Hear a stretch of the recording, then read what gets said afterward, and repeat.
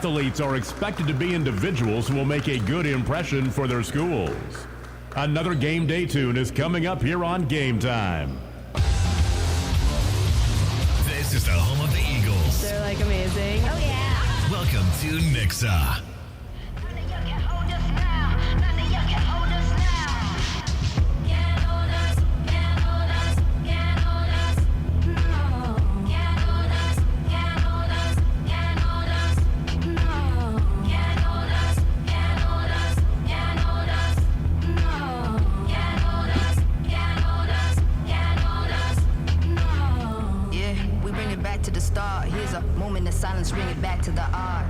Welcome back, ladies and gentlemen. It's time for the Junior Varsity Contest. So let's go ahead and meet our starters. First, from the visitors with Central. He's a 5'9" sophomore, number 22, Sean McCorson. He's a 6'4" sophomore, number 24, Robert Gibson. He's a 6'2" junior, number 30, Elias Steinbach. He's a 6'4" sophomore, number 35, Emilian Easler. And he's a 6'4" sophomore, number 41, Trey Green. The Central JV Bulldogs.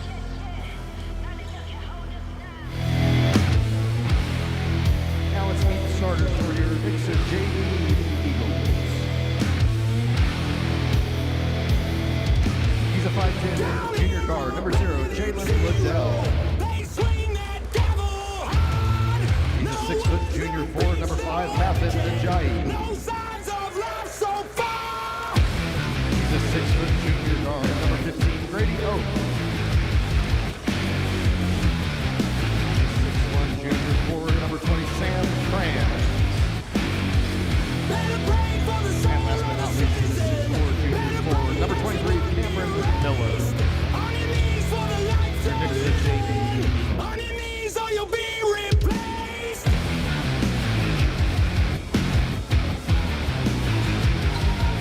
Replaced.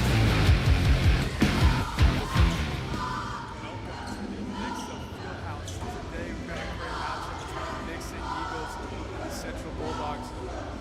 Should be a great game. Tip-off is soon to start.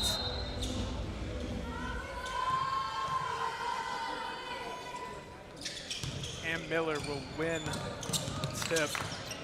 Eagles will start us off. Big body basketball by Franz as he uses that back down and just gets it in the hoop.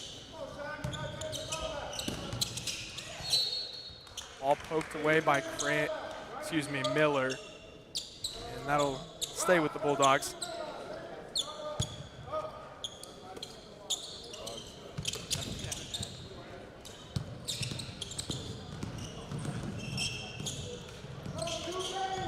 Very undersized team. I mean, he's 5'8". Jerry Blue, 5'8". Yeah, people on the court. I don't know if the heights are correct.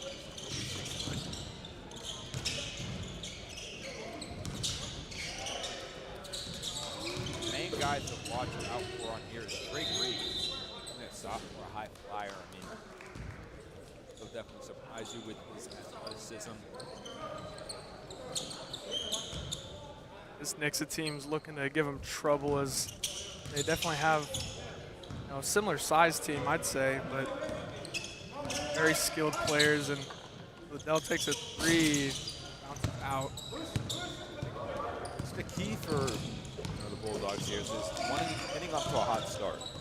Like Nixa definitely had that firepower. They're one of the better JV teams in the area.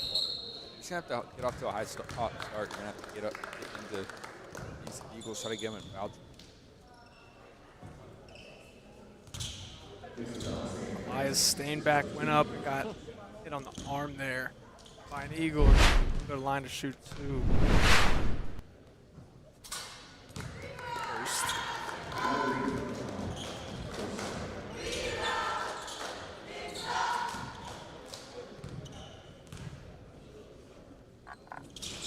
This is the second. Great board Gets it back again, and a great layup there for Robert Gibson, the 6'4" sophomore guard.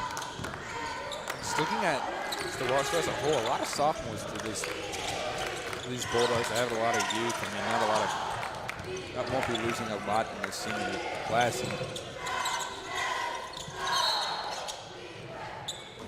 kind of pushing it back there by Stainback.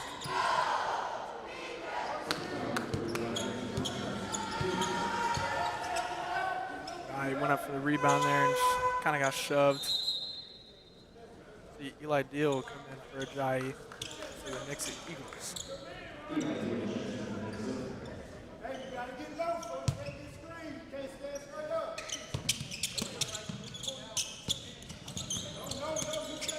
Miller getting suffocated. Inside pass stolen. Bulldogs pushing it up. Good move there. Nice step by number 35, Easler, also a 6'4" sophomore. We'll see a timeout by the Nixa Eagles. Evan, what have you seen so far in this short amount of time? The Eagles have just come out flat. There's not a lot of hustle to their game. They're not bringing that intensity that they need to, and Bulldogs are taking full advantage of it. I mean, it's only 5-2, obviously not a big sample size. And if you're Nixa, you have to find some fire. I'm just looking at Boyce when they called that timeout. He was not happy. They're definitely going to tell him to just pick up that effort. You got to get in transition. You got to start getting into those ball handles because everything just seems way too easy for the Bulldogs. And Central's kind of came out here with a strong defensive presence, you know, keeping hand on ball at all times and just making sure that they just can't get a pass off. Mm-hmm. And you just want to work that ball in low. I mean, Cameron Miller, we've seen him get some even start varsity. He definitely is one of the better players on this JV roster. Get him the ball in the middle. I mean, he's definitely a very big threat offensively. He can stretch that floor very well, and you just already see that playmaking ability. Oaf's three is just off the mark. Liddell inside, and he shows you that size does not matter. Uses his body and gets the bucket inside. Fighting for it in the air. We got a jump ball there. Really awkward position there for Easler. Had the ball over his head.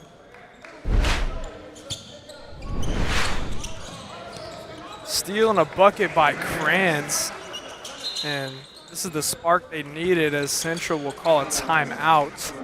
It's really just coming down to that press. That press is so lethal. I mean, Central clearly not equipped to handle that. I mean, good. I mean, way to call a timeout immediately before it got too out of hand. They're going to have to throw something up to be able to get it to the ball handlers. We will be right back after this short timeout break.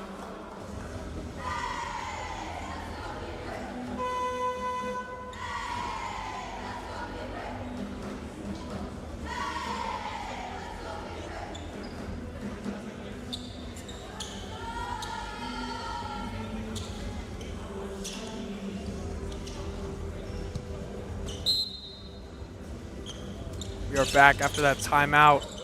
Eagles out here in a press.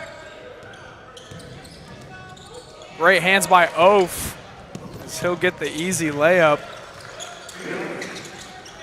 Pass by Kranz.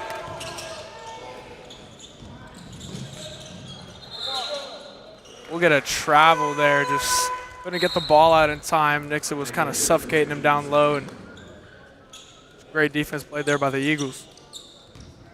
And this Nixa defense out of that timeout is definitely awoken, starting to play with a lot more fire. They're not just standing around and not taking it serious. They're really getting into these ball handlers and forcing turnovers. Unselfish pass leads to a 3-ball for Deal. Beautiful shot. Great hands by Kranz. Bulldog retains it.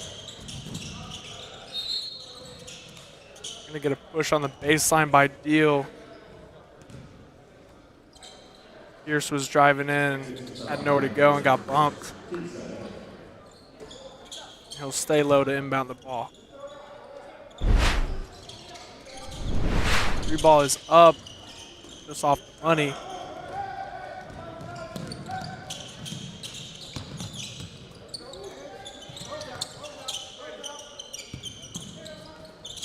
Oaf cutting inside. Gets hacked and gets it to go. Great body and ball control there by Grady Oaf. And he'll go to line for a 3-point play. Central's got to figure out a way to get something going on offense. Let's get that ball tipped away from just a little bit. If the Eagles will just swarm them, they'll start panicking. They'll swing this ball around, and someone's either chuck up a shot or they'll just throw the ball away. And you're going to have to figure out ways to generate offense. Ever since that timeout, nothing to go. For the Eagles, Jameis Thornton and Matthew Jai check in for Grant and Liddell. So Oaf makes his free throw, giving him the 3-point play.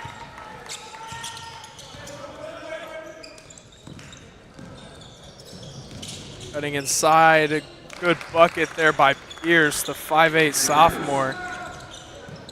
Kind of just floated right under the defender. That's what you're going to need to do. You're going to need to work that ball around, maybe hit someone in that middle-ish area and just try to get on those backsides. That backside is the weak point of the Eagles zone. Great pass inside to Miller. Couldn't get it to go with the reverse. Suffocating defense as Thornton dives for it. Resilient effort there by Jameis Thornton.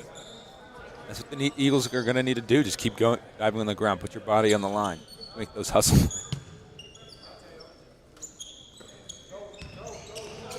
Eagles will stay in a press. Broken pretty easily. Shot is up and good. More great body control there by Robert Gibson. Thornton crosses the timeline. Eagles working it around. Great steal there. Pushing it down. Pierce dribbles it off his leg. Unfortunate. I think he dribbled it off his, it hit his face a little bit late, but he's going to have to be able to capitalize. You make that great defensive effort, and it's just big time miss that. And Liddell will check in for Oaf. So far, Nixa is suppling a lot. We've seen multiple substitutions. Ajayi came out early. We've seen Liddell come in and out immediately, just trying to get some ball handling in there. Miller gets stuffed up by number 35, Easler. Great defensive play by him. And like you said with the subs, until Central really, comes out real hot and starts their little streak, I think Coach is going to reserve so a lot of his players save them for the end game.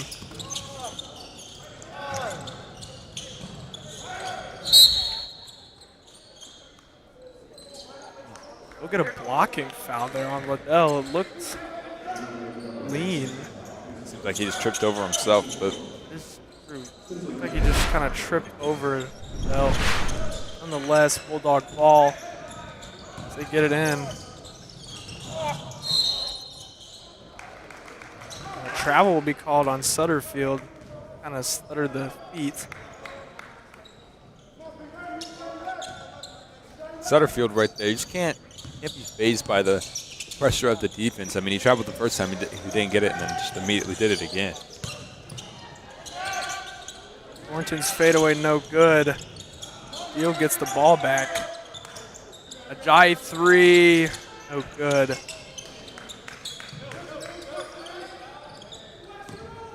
Bulldogs pushing it. Inside, fouled. 2 shots for Pierce. Got fouled by 10 Eli Deal, and that's already his second here in the first quarter.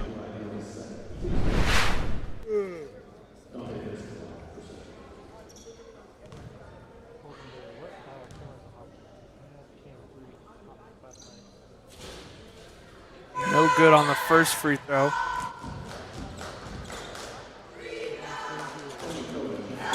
Cam Miller will come in for Deal, as Deal has 2 fouls already, and that's a smart coaching decision.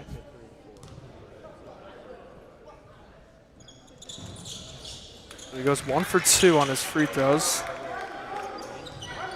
Spencer Rennie will push it down the court.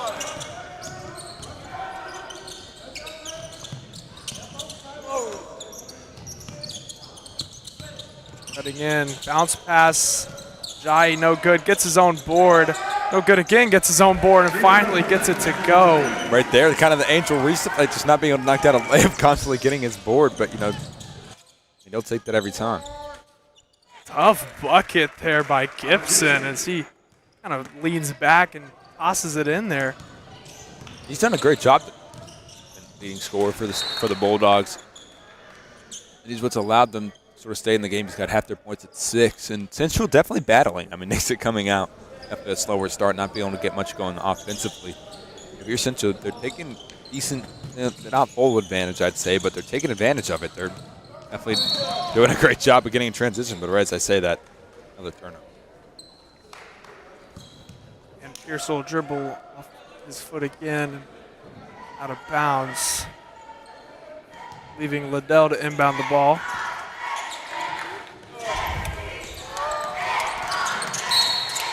Rennie will get caught on the body there by number 30, Stainback.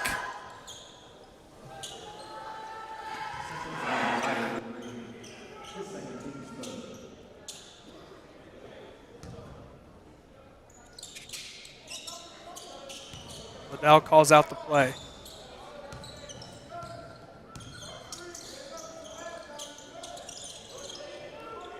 Inside, high pass for Thornton, and he gets it to go.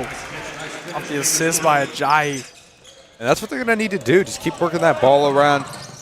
Don't settle for a shot that you don't need to take. And, Central definitely, after a couple rotations of their defense, a lot of times it will collapse, and you just have to take advantage of it.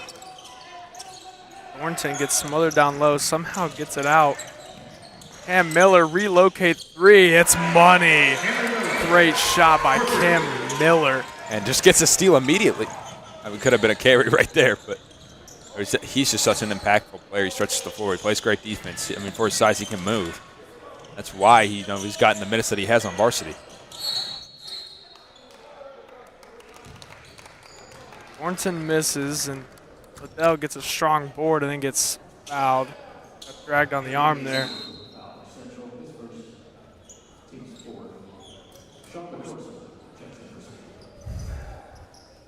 Number 22, Sean McCorson, will check in for Stainback.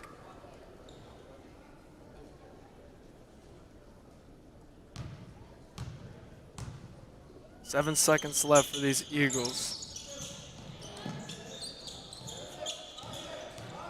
Thornton working. Gets stolen. And Pierce loses it once again. That's the second time. The third time, actually. Third. I mean, he gets in transition, and it feels like he just speeds himself up, and that's a big-time mistake. But we will be back to you after this first period break.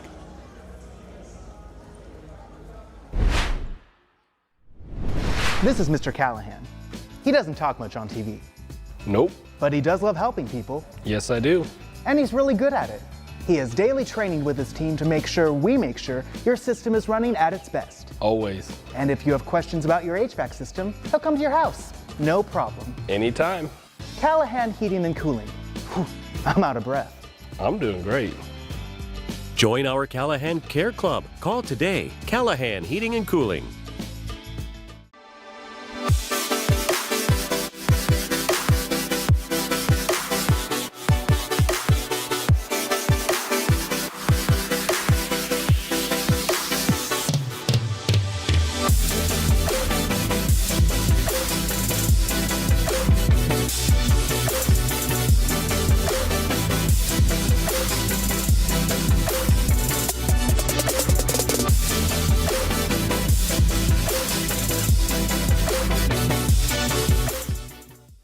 This is Mr. Callahan. He doesn't talk much on TV.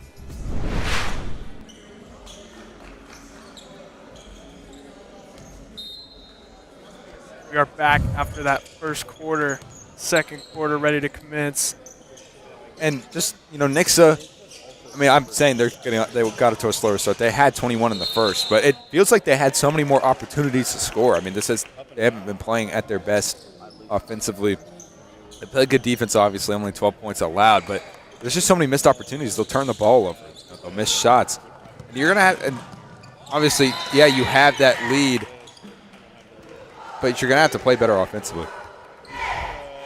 And once again, Pierce will travel there and Just feels like in transition he just folds. loses his footing a little bit. Maybe it's just an off day. We don't know. He's phenomenal on defense. It seems to be very fast and just shifty with the ball. He's just kind of losing it. He needs to slow himself down. There's a good, there's a big difference between playing fast and playing too fast. When too fast, you speed yourself up, you're going to make a mistake. That's what he's doing. Yes, sir, and patience is key. I mean, basketball, you always think about rushing in, just getting the shot off. That's just not what it's all about. Cam Miller gets a strong bucket after the board. And it's pushed right back down the court. Easy layup there for McCorson. You just got to get back. That's just wide open. Ajayi 3, money again. And Ajayi, oh my goodness. I mean, he's just such a great player. He's already up to 5. And, he's definitely a leading force of these JV Eagles. We've seen almost everyone on this JV starting lineup get varsity minutes. I mean, Ajayi does a great job of stretching that floor, and he's good with the ball in his hands, but also defensively. I mean, there's just so many people on this team that play great defense. And when Ajayi subbed in for his first varsity game this season, it was just Summit. A true resilient game. I mean, the defense was incredible. I mean, that he proved himself, and that's why he keeps coming in for these varsity games. Okay. Pierce will make his first free throw. And Logan Stevens will check in for Spencer Rennie. Jerry Blue will sub in for Tyler Sutterfield. And Jerry Blue, he's definitely fast. He's got a lot of heart, and he plays. I mean, he's good. He does a good job of being just a pest defensively. He's so a smaller guy, so he can. I mean, his hands are practically at the ball when he dribble it. And Miller from 3. Oh my goodness. Cameron Miller knocks it in. It just seems to be raining now for these Eagles. They're just letting it fly. Oh my. Turnover there as Ajayi will push it down. Spin move. No good. A little too hard off the glass. Will he be able to finish in transition, though? And he does. And Pierce gets that bucket, and it's like you said, he just had to take his time and got an easy bucket. That's just what it's all about. He didn't let himself get too rushed by the Eagles swarming him. And Liddell just... I was about to say Liddell with a good move, but it was a good poke out by Pierce. Unlucky with the foul. Yeah, he got the ball and then came around a little too rough and got him in the body, too. And Liddell hit the deck. Pierce definitely an asset defensively, just offensively. He needs to start slowing himself down, like I said. I mean, he's already up to 6. He's had a good night, but he would be in double digits easily if he just didn't rush himself. Ooh, hard fall there for Liddell. We'll hope he's all right. Liddell rose so high for that ball. That's the highest I think I've seen him get in a long time. Absolutely crashes to the floor. Absolutely amazing to see him get up after that. I wouldn't be walking for weeks. Yeah, I would not be moving. I think I'd have them roll out a stretcher for me. He's going to stay in the game. I mean, that is just it shows the toughness basketball. of these Eagles. They just don't go down. They never want to be pulled out of the game. And Ajayi goes up for the layup, and he gets big, and he gets it to go. Ajayi was 7 already. We'll see. Steinbach taking the ball up the foot for the Eagles. He is not passing. We'll see Trey Green from 3, and it is good. Green gets something to go for the Bulldogs. Ajayi kind of hit the deck there, too. These Eagles are just going down on the hardwood, man. And Liddell and one bucket. And Liddell done a great job today. I mean, just being so resilient, obviously. Just went down hard on his tailbone. But gets right back and gets a bucket. We'll see Eli Deal checking in, or Ajayi. Trying to get a better size matchup down low. And they have 3 big men in the game right now.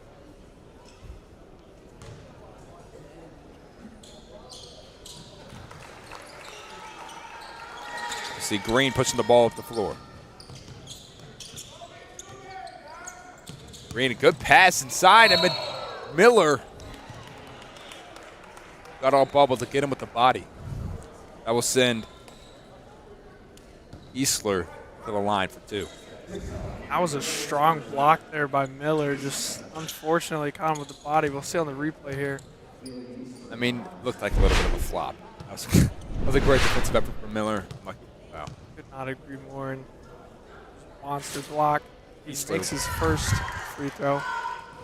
And that's what I talk about Jalen Liddell tonight. And obviously went down hard, but he's played a great game. He's got 5. And, you know, he's just such a great ball handler. He's a great defender. He's just really an all-around player. And Central will get a rebound. That's 22 Sean McCorson. And caught the Eagles lacking.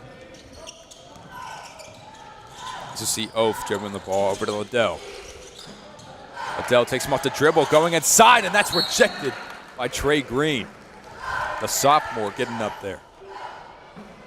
Once again, Liddell just hits the hardwood, and it's, you know, kind of get a little scared now because maybe he's got a little pain down there. Definitely not a fall you want to take twice. And Miller from 3, and it is good. Miller, I mean, he is hot from 3. That was like a quick little no-dip shot. It was money. See Steinbach going inside, and he will get a foul. And it feels like every single time anyone drives in on the Eagles, they're bound to get a call. Might as well just try to go for that. You know, you're down 14. You have, you know, your offense is kind of stagnant right now. He's got to figure out a way to generate some momentum. Nixa maybe just needs to, you know, keep their hands up, maybe try and draw a charge with the whistle being used frequently. First one is off the mark.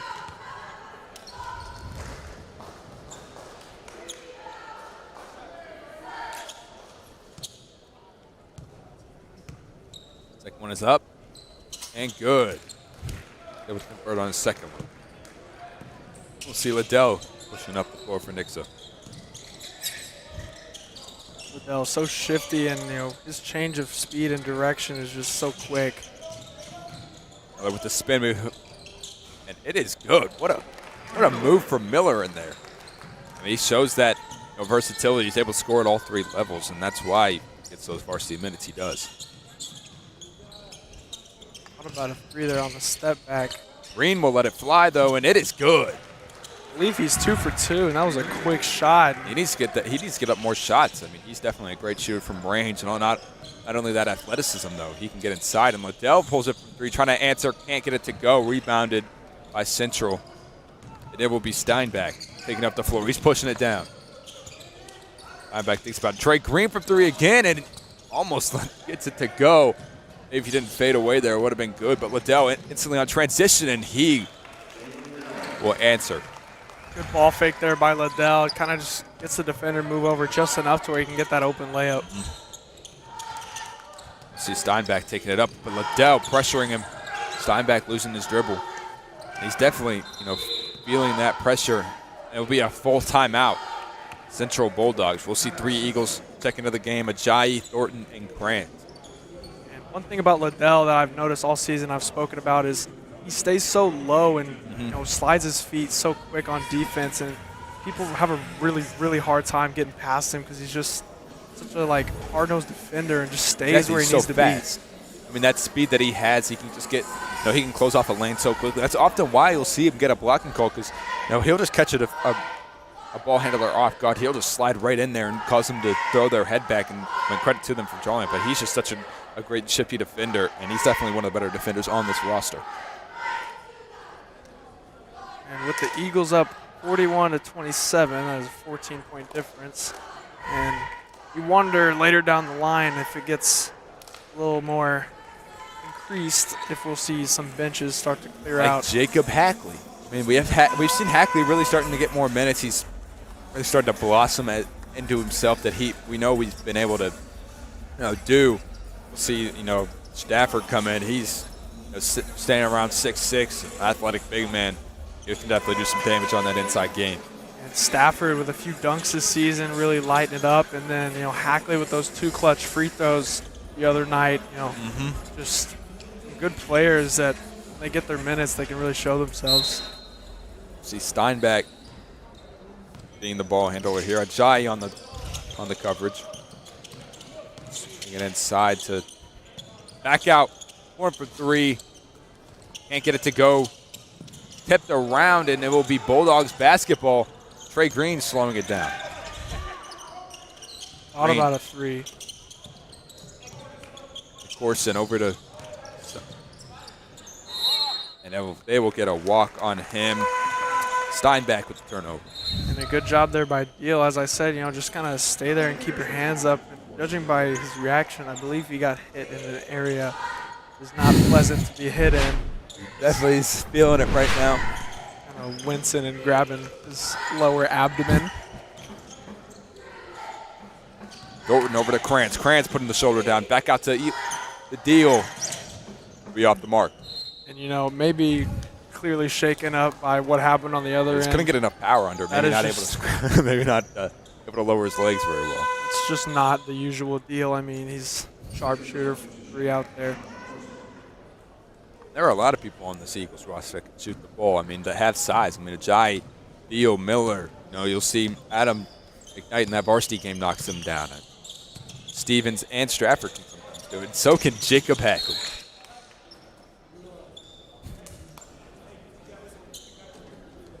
It will be tipped out by the Eagles, but it will stay Central's ball.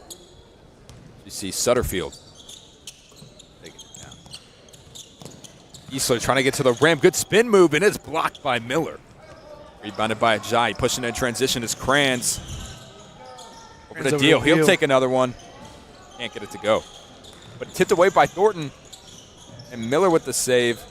And he will just go right in there and can't get it to go. Ajayi using those long arms. Getting in there, spin move. Just a crazy transition. See Trey Green wrap around. I mean, I don't even know what I just watched. Just a lot of sloppy basketball. Thornton will get hit there by Pierce.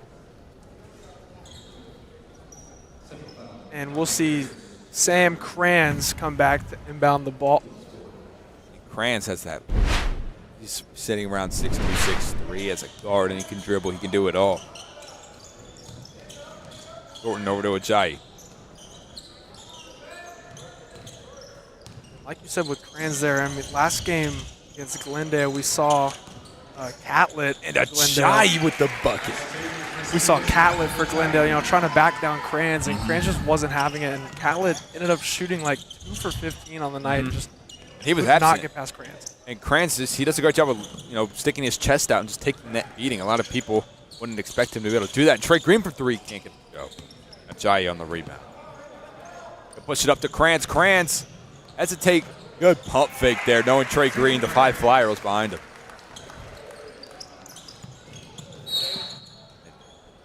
Kind of a later call there. It will be Central basketball with 1.9 left. This is just catch and shoot scenario. That foul will be on Jameis Thornton. Kind of caught him there.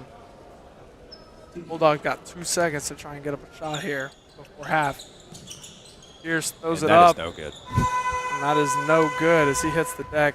Wants a foul. It'll be Nixa taking the lead heading into half, 45-27. We'll be back.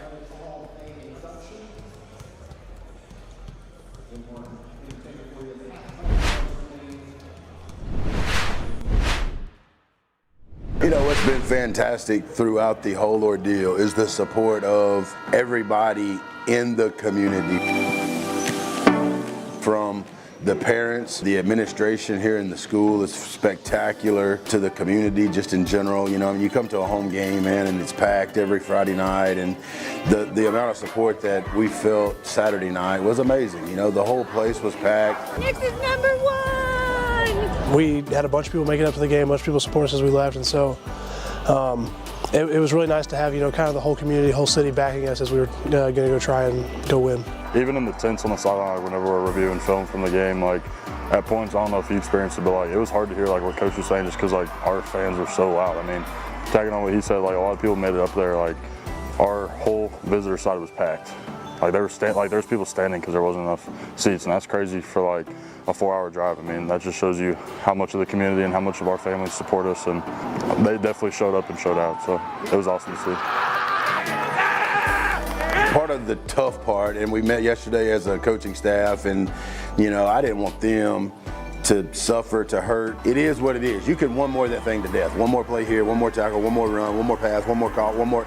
You can one more to death. One more is not coming back. They're not going to rewind time. They're not going to. So what we do have to do, the hurtful part is we do got to go back and learn from our mistakes. We got to go back and learn, what were the things that we didn't do well enough that we can improve on.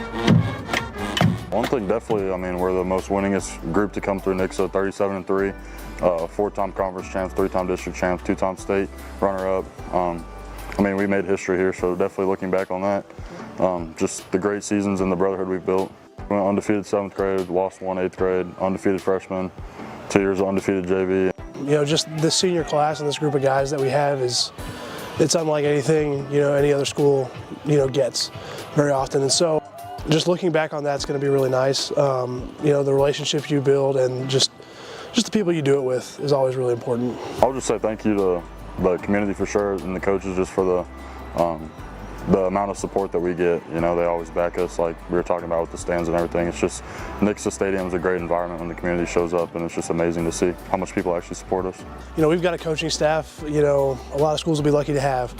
Obviously Coach Perry coming from Mississippi a couple years ago, like he's done wonders for this program. Our offensive coordinator, defensive coordinator, they are all great at what they do. As an offensive lineman, Coach Medley, I'd say he's one of the best offensive line coaches in the country. He definitely knows what he's doing, and we've got just so many coaches and support staff who are really, really good at what they do. And so we wouldn't be here without them for sure. There are two things can be true at the same time. You can be extremely upset, disheartened, heartbroken because you didn't finish the objective, but you can also be extremely grateful for everything that you have done. How many people in the state of Missouri or in the United States of America can say they went through high school and went 37-3? You wake up Sunday, it feels like a nightmare, but at the same time, we have learned and tried to teach these young men in this program that both of those things can be true. I hate that we didn't finish it. I feel responsible for that as the leader of the program. But at the same time, there's so many things to be grateful for that, I'm going to choose to be grateful instead of extremely hateful. It was definitely a lot of hard work, a lot of shoveling, a lot of snow, a lot of miles. They all did great. Thankful for the grounds and maintenance as well. Couldn't have done it without them. It definitely takes a whole team between maintenance, grounds, and custodial to be able to do all of that. It was definitely a cold, brutal day on Monday for sure, and Tuesday we got it done. Like Ashley said, it takes a team effort to make sure that our parking lots and sidewalks are clear. We have over 25 acres of parking lot to clean and miles of sidewalk. And so our teams came in on Sunday and started pushing the large amount of snow that we got. It's more than we've had in several years, I think, and so the teams came in to start on that and then worked on it. And like you said, the frigid temperatures take a toll on everybody and make it harder, and they have to go in and warm up and things like that. So we appreciate everything that they've done for us. We knew that it was still going to snow on Sunday until the afternoon, but we wanted to get ahead of it due to the large amount of area that we have to clean. And our goal is to try to get the students back into school as fast as we can, because we know that this is a warm place for kids, or maybe the only meal that they get, and so we want to get them back as soon as we can. Our Missouri weather is challenging, that it could be freezing one day and 40 or 50 degrees the next, and so we have melting and then refreeze, and so we try to do the best that we can on making sure that areas are taken care of, but for everybody needs to keep their eyes open and be cautious, and if you see something, say something. Very thankful for all their hard work. Everybody, not just the custodians, but the whole crew, maintenance, grounds, all of custodial. We couldn't do it without our amazing crew that we have that braves the storm and comes in to help us make sure that the schools are ready to go. So we just wanted to say thank you to all of them, and we appreciate them. our hope is that we're building an interest or planting a seed for something that they may want to be when they grow up. Whether it's being a reporter, a journalist, or just writing for, you know, the school newspaper or something like that. It's basically after school every Wednesday. We film videos that go out to the parents about what's going on in our school. So sometimes we have to take several retakes and yeah. It's kind of fun just letting them know what's going on in a funner way, kind of. You get to film it. Definitely before, whenever Miss Casey asked me if I wanted to be a media club, I was a little bit nervous because I don't know how to work with all that stuff, but I feel like I've gotten a lot better at it after media club. The one I like the most that we filmed is the Christmas one. It was really fun. It was basically about the Nixa parade and the angel tree and just a bunch of things that are going to be going on this December. They're not doing a lot of it themselves yet, but they will put their spin on it. Could we do this or could we do that? And and so they just keep building and building. We're really hoping that it evolves where the kids can start taking ownership and building their own scripts and doing their own interviews of PTO nights. There's a movie night coming up, and so we want them to go interview the PTO and see what they're playing, what that's going to look like, how that's going to be, and then kind of coming up with their own scripts. So I think eventually it will be more than just reading lines and all of that. They give us energy. We got to see the high school media team, and we got to use all their stuff. We filmed a Christmas video. We filmed a video on gratitude. Another thing I really like about Media Club is that when someone messes up, it's sometimes it can be really funny, but also sometimes it can be a learning experience. You have to figure out your line again. One of our things that we do sometimes at the end of our videos, so we make a short portion of all of the things all of the times we mess up, and then everybody always starts watching it. I love Media Club. It's just a really fun experience. I mean, you learn from it, and it kind of taught me to I can talk in front of people without talking in a microphone, and then it helps me with my public speaking because I hate doing public speaking. I'm really bad at it. I mean, the hardest part is not wearing green on Wednesdays because we do a green screen, and then we don't want us to be just our head showing. Being able to just hone in on their talents, some of them like to be more of behind the scenes, whereas some of the kids prefer to be the reporters, and you get to see their little personalities come out and seeing their little personalities, but their confidence really grow. And for student reporters, it's fun to see that and to know what their interests are in our school and to be able to share that with the rest of the student body. Hey, Nixa Public Schools, Kevin Kopp here, Deputy Superintendent. I'm at the Nixa Junior High for your construction update. We've got exciting things happening here at the Nixa Junior High Theater. We're working on the theater, we're working on the entrance to the theater, and we're also going to be doing an amazing activity center. Not to mention, we ended up renovating some classrooms as well. So much going on. We're going to turn it over to our project manager, Joe Myler, to give you some updates. The project is going great, but remodels are always fun.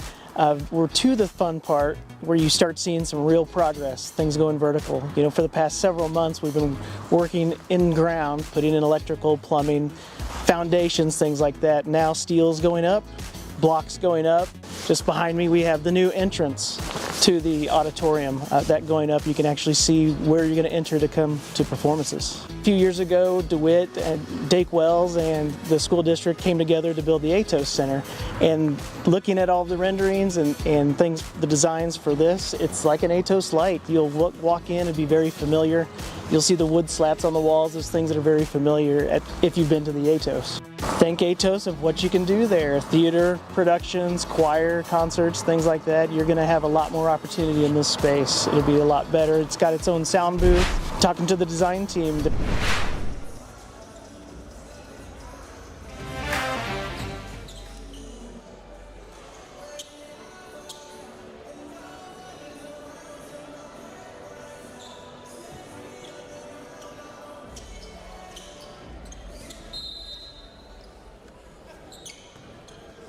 We are back at Eagle Fieldhouse. Some second half action. Nixa Eagles here to show their dominance once again. And Ajayi calling for the ball early. Definitely just going to want to get started. And Grant's going for the jelly lay. Can't get it to go. But it instantly taken back, and Grant's going to get another shot. He will be fouled. Grants will go to the line for 2.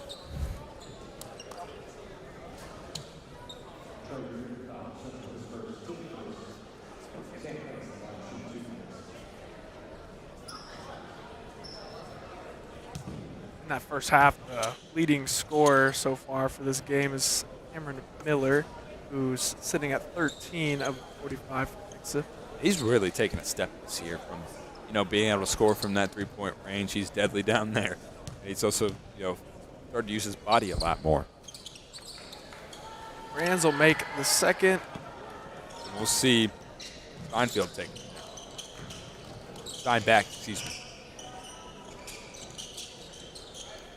Over to Gibson. Gibson, we saw him get going early, kind of went quiet after that. Gibson, thinking about it, over to Eastler. Eastler back to Gibson. Gibson over to Orson. Orson back to Steinback. Steinback will put a shoulder under him. Thinks about it. So he'll release it. Good from Robert Gibson. A good way to start for the Bulldogs. Just a beauty of a shot there, and gets it to fall with ease, kind of, fading away, but looks so nonchalant while doing it. Inside pass, a little miscommunication there by Kranz, kind of let him a bit too much. That's not how you want to open up the half of the Eagles. I mean, just, obviously you get that foul call, get to the free throw line, but throwing a turnover. I mean, you just want to be able to take this game away, try to get some distance on the scoreboard so you can close it out. Especially if you want those, more bench players to get in, just got to keep the lead up and stay and play some strong defense. And Ajayi will get the rebound. And over to Kranz. Kranz gets an easy layup. And it feels like they kind of collapse around that middle area. If you can just get a cut inside, it's always open. Shot is up, no good. Rebounded to Liddell. Liddell gets it tipped away. Good hustle from Eastler. Eastler over to Green, and Ajayi just back tip him and instantly get in a good pass over to Miller. And Miller will get the lay to go. And he's up to 15. And you can tell he might have wanted to jam that one down and ended up taking the layup, took the safe route. And Miller getting active on defense. Miller go almost all the way, getting it tipped out. But will stay Nixa ball. I don't know if Central touched that ball. I think he was trying to draw a foul and just kind of threw it out. And I guess the ref didn't have a good angle on it, but we'll take it. And they'll throw it up top for Miller. Miller gets the ball swatted away from Eastler, but they will retain possession. Ajayi handles the ball. Pump fakes for Miller. Liddell will let it fly, and Liddell can't get it to go. Grabs his own miss, and he'll just go right back up. A good seal off from Oaf, and that's an easy layup. Way to get inside, and Oaf, that's overlooked so much by the average basketball enjoyer, but, being able to seal someone off, have that court awareness to push somebody out of your way and to make an open lane, and Ajayi just almost pickpockets him, gets the tip, but can't get to the ball. It'll stay Bulldogs' possession. That's exactly what it is. Down low, we see a lot of what they call Gortat screens. Marcin Gortat, who played for the NBA, kind of really started that, and it became huge and so valuable, just being able to seal off a guy. See Eastler get it going, but like you said, just having that court awareness to know your guard's coming down that lane. If you can seal somebody off and just make it that much easier, it's just so good. And what a layup from Liddell, just skipping across that, that mid-paint area and being able to get to an open lane. He's up to double digits, up to 11. Really gotten going in the second half. That was great footwork as he kind of just danced inside and got it to go. Liddell pushing it back in transition. We'll go over to Oaf. Oaf taking him baseline, and he will get the easy. Apparently not easy to get it to go. But it will stay Nixa ball. As we'll see Jerry Blue checking in for Steinback.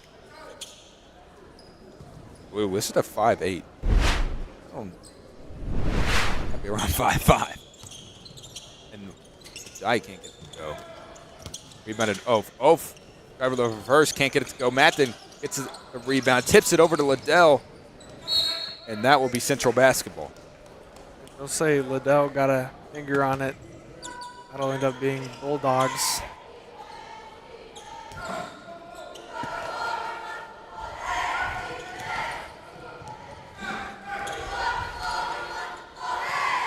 As we'll see, Giesler trying to get inside, and he does. Gets the foul called on Ajayi. He will go to the line to clean it up. Just a good, strong take there, not scared of the defender. Just gets inside, draws the contact. Nice bucket there by him.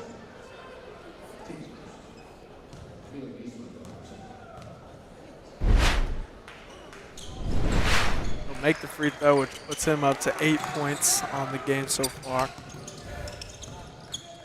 Dell. Calling for the screen, won't get it. Central sitting in a 2-3 right now. Ajayi will take him baseline, and he will get it to go. No, they call a charge.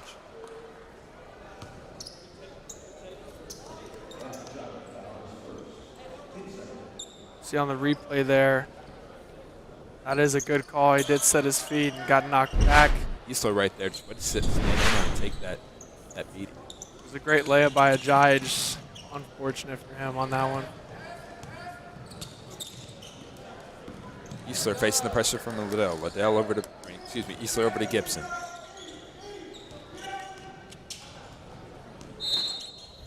They will call full timeout for the Central Bulldogs.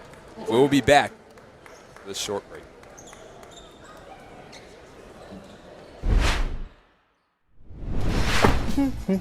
You seem happy. Mr. Callahan, I just love when we can give our customers peace of mind.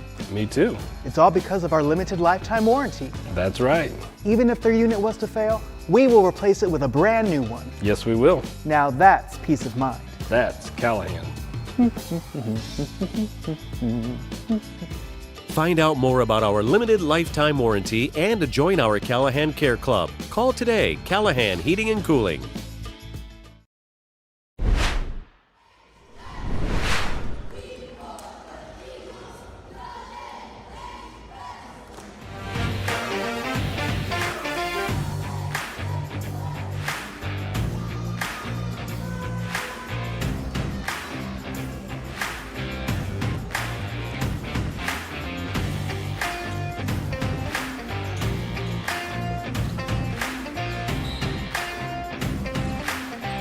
We are back after this timeout. Central wanted to talk it over after not being able to get anything going. We'll give it to Gibson off the screen. Gibson. Over to McCormick. Or Corson. Blue thinks about it. Tries to go for the behind the back. Loses the ball. Diving on the floor, and it will be Ajayi. Retains possession. Ajayi over to Miller. Miller puts the shoulder to somebody and will get the foul, and it will go to the line for two. Giesler kind of just came up behind him and kind of swatted for the ball, but got a little bit of his body. He'll go to shoot two, and we'll see Eli Deal go to the scores table to check in. Same with James. Miller got him first. We'll see Ajayi Oaf sub out.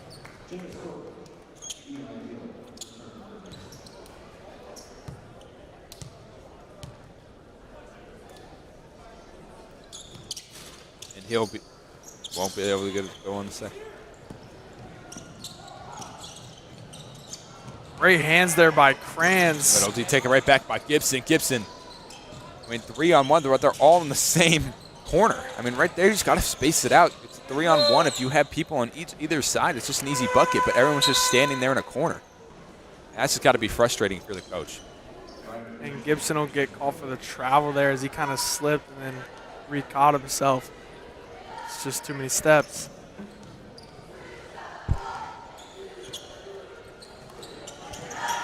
Thornton over to France. France jab step back over to Thornton. Thornton in the deal. He's wide open. Good move. Side, and he will get it to go. Great Deal pass and a better bucket by Deal.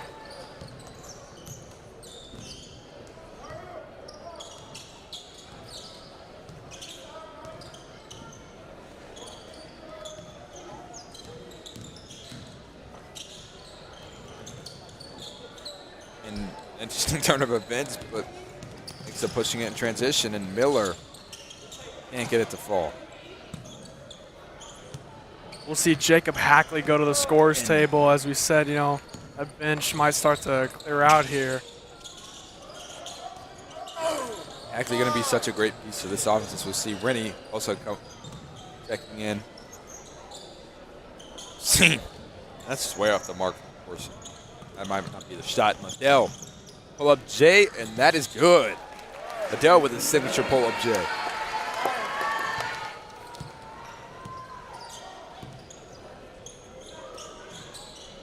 We'll try it again from 3. Can't get it to go. Down Thornton, and Liddell will take it slow here.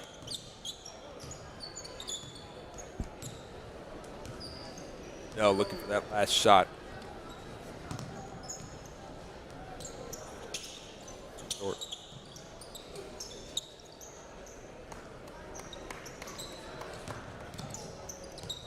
Liddell just wasting time over to Miller. Getting into him, don't want to let them have this last shot, but like Kranz had him on that cut, and Kranz going into the lane, can't get it to go. Tip in is good. That's how you want to finish the half if you're the Eagles. Buzzer beater is up and hits the top of the shot clock. Very powerful shot there. After 3, 61-35, Nixa leads. We'll be right back. Hi, Jim here with Wise Guys Screen Print. I'd like to show you why Wise Guys Screen Print is the wise choice for all your screen print and embroidery needs. Experienced printers, state-of-the-art equipment, ensure a perfect product every time. A fully staffed art department, and never a charge to help you with your logo and design. We're your go-to for fundraising and corporate projects with hats, shirts, jackets, and polos. At Wise Guys Screen Print, we make t-shirt dreams come true. You seem happy. Mr. Callahan, I just love when we can give our customers peace of mind. Me too. It's all because of our limited lifetime warranty. That's right. Even if their unit was to fail, we will replace it with a brand new one. Yes, we will. Now that's peace of mind. That's Callahan. Find out more about our limited lifetime warranty and to join our Callahan Care Club. Call today, Callahan Heating and Cooling. And we are back here at Eagles Fieldhouse for some fourth quarter action. In case you're new, in case you're just tuning in, I'm Evan Brett alongside my partner, Cooper LeVan. And Cooper, what have you liked from the Eagles today? Well, the Eagles have been great with their hands. We've seen a lot of steals, and we've seen a lot of them dive for balls, as we see a 3-ball get drilled there by Trey Green. But as I was saying, the Eagles have been playing some really resilient defense and just sliding and making sure that Central can't make moves on them. We'll see the bench pretty much clear. Thornton gets one to go, but you'll see people on the line, so Stafford and Hackley check in. As Hackley and Pierce gets right around him and gets the bucket to go. Central going to sit in this press, but it's easily broken, and Stafford able to get the easy layup. Good pass there from Deal. And good patience there by Stafford to wait for the defender to jump and then just put it up and in. Sutterfield from 3, can't get it to go. Rebounded by Stafford. Rennie wanted to slow it down, but is forced to push it in transition. That is just a wide open lane, but can't get it to go. They'll push it down in transition. Pierce going up will be fouled by Rennie. It'll send him to the line for 2. Good ball movement there by Central, and Pierce got hacked on that one. Couldn't get it to go. He'll go shoot 2. Foul beyond Smith. Really wanted the block there, just kind of time to.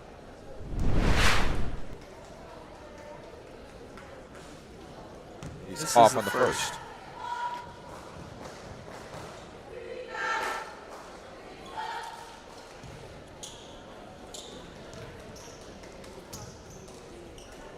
Free throw. 2 is up. And no good. As they get Stafford for a lane violation. That will let Pierce get another shot at it.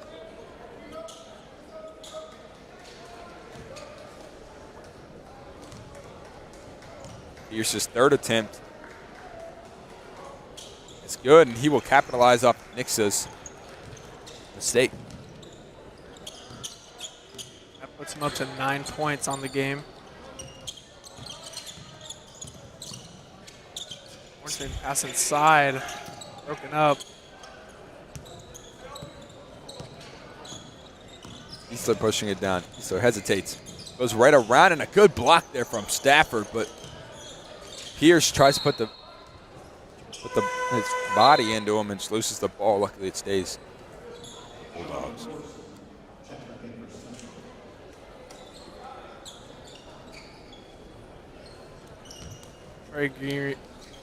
Trey Green will check out as he's been a pretty great shooter today. I believe he's 3 for 5, and all of his shots have looked really good. Gibson. They'll be fouled and send Eastler.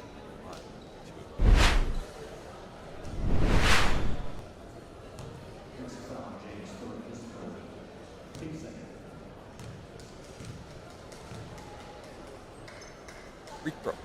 1. It's off the mark.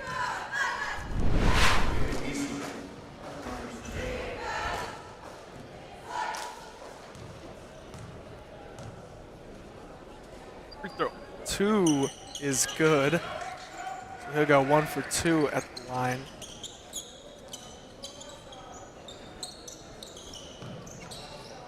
Bulldogs here in a press. Jameis trying to work through it. And Hackley gets the ball. Hackley. Good pass in the deal. Hackley didn't.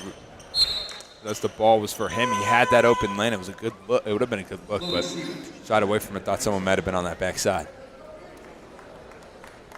Yeah, and Deal just kind of fired it at him really quickly. You know, maybe he just thought, while he was cutting, that was a little too hard of a pass to be that close. A little miscommunication. And the Bulldogs mainly scoring from that free throw line.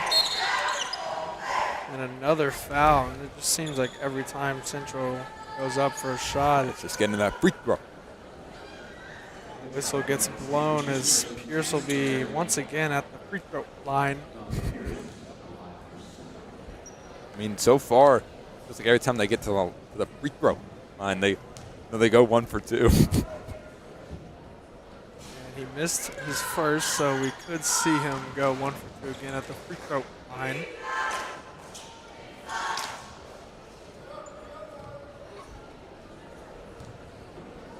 And his second free throw is good, and they stay consistent from that free throw. You were absolutely right about the free throw line, and that'll put him up to 10 points. And Stafford going in transition. That's a scary sight. He hits the ground hard, but good hustle from Hackley. Stafford kind of got hurdled there by a Bulldog.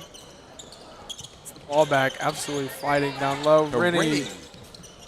Oh, good. See Central pushing it. In transition. He'll go into Hackley, and that is Great defense there by Hackley to rise up and contest that shot. Stevens is no good, and it seemed like 2 Eagles was fighting for the ball. Pierce, good move. He's up to 12 on the night. And after his shaky first quarter, he's really found himself in doing what he does best. Hackley will just throw it away, but needs to get back on defense, and he's just outran. Oh, it's no good. But Pierce able to clean it up.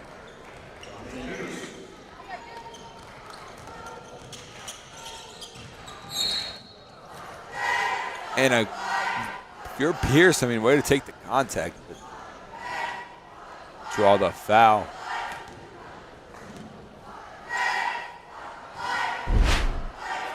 It'll be Bulldog basketball. Oh. They will call it on Pierce.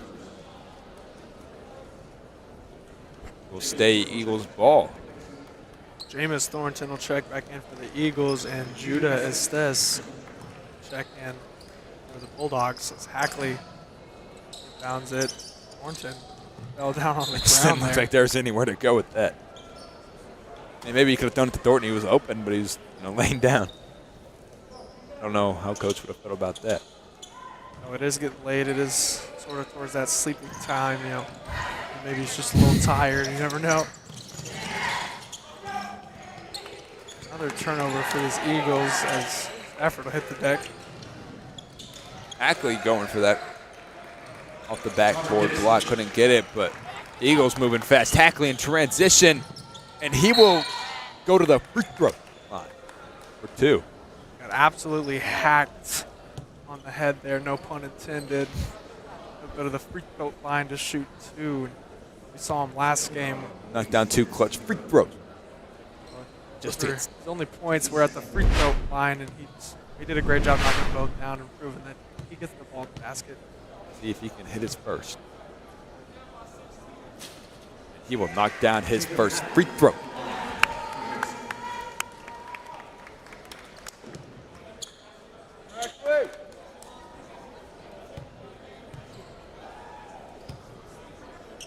Second free throw is good, and he is pure from that free throw. Red hot, 4 for 4 on his last 4 that I've seen, maybe more. Hackley almost gets in and gets in transition. He might have won him for a throwdown, and Pierce will go back to that free throw line. Not sure who the foul's on there. It'll be on Landon Stafford. I'll say it's a blocking foul. Caught him with the body. So Pierce, we've seen this a lot tonight. He's back at the free throw line, and every time he's been 1 for 2 from that free throw. Here Might we be go able again. to do that again. This is the first and makes the second almost consistently.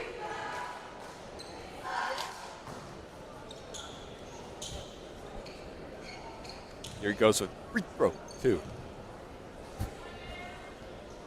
He cannot get it to go. Breaks his streak of 1 for 2 from that free throw line. It'll stay Eagle basketball. As Kranz comes in for Hackley, really a devastating moment. Hackley, came in, did his job there with the free throws, and now we'll see Kranz, phenomenal basketball player and an even better soccer player, might I add. Varsity, he's an all-state soccer player. He's just great at sports, very athletic. That's how it is for a lot of people on this Nixa team. I mean, there's so many multiple sport athletes. I mean, Thornton, Deal, and Stafford. I mean, Rennie plays soccer. Kranz. So Hackley might be playing football next year. That's to be determined. You got it. And there's just so many people that play multiple sports. And then even on that varsity side, Flint. I mean, McKnight. Cole plays volleyball. Stafford gets inside. Can't get it to go. I mean, Kellis also plays football. And there's just so many multi-sport athletes for Nixa.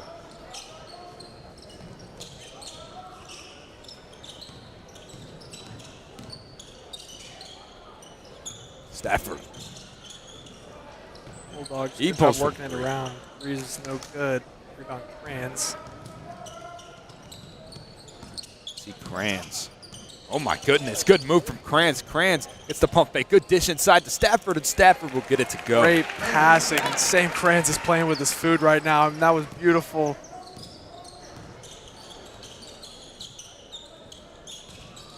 And Hackley going back in the game. And he pushes it.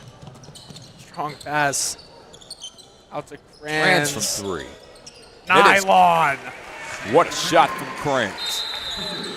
A timeout Central. We'll see Jacob Hack. That'll allow Jay Hack to get back into the game, show us more of that fourth quarter gameplay. Maybe get some more free throw from him. He's definitely very good from the line. And 2 minutes to go here. Nixa 72, Central 49.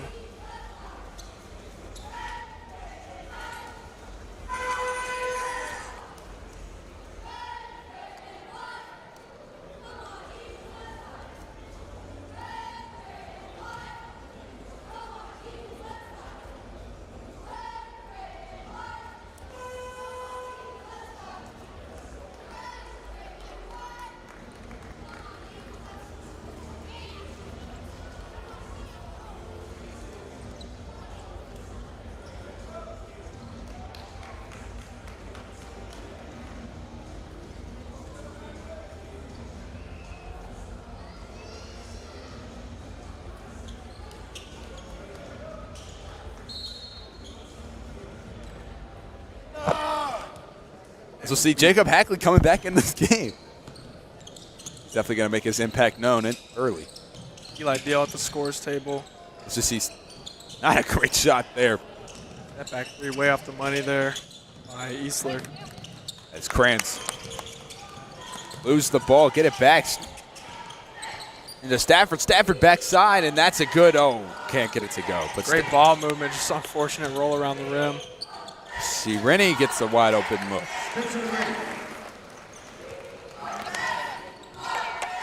See Pierce taking it down. But Gibson, excuse me.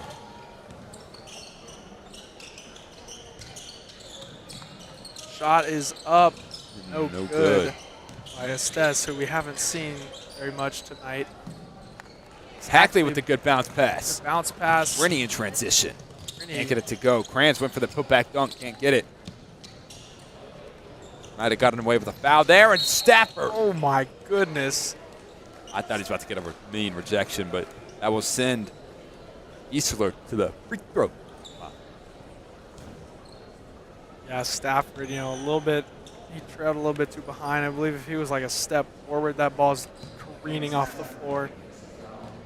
And we'll see Eastler shoot free throw number 1 and he make is pure. it.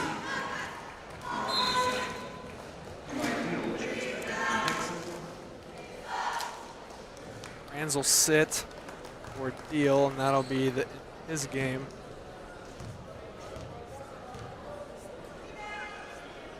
Free throw number 2 is good.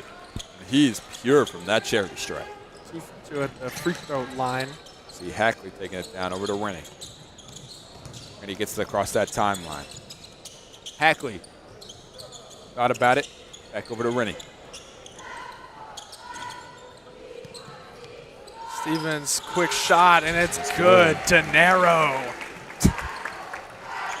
Dinero is right. He is pure from there. 30 seconds left.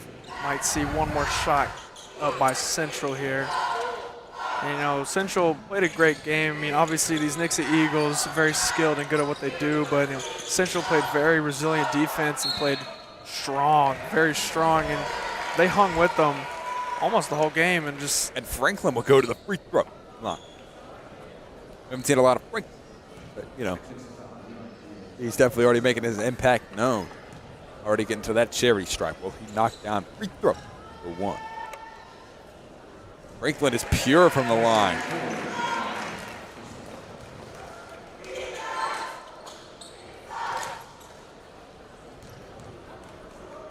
Free throw 2 is up and Franklin, good. 2 beauties. Chicken salad deluxe. And Rennie will dribble it out. LaMelo.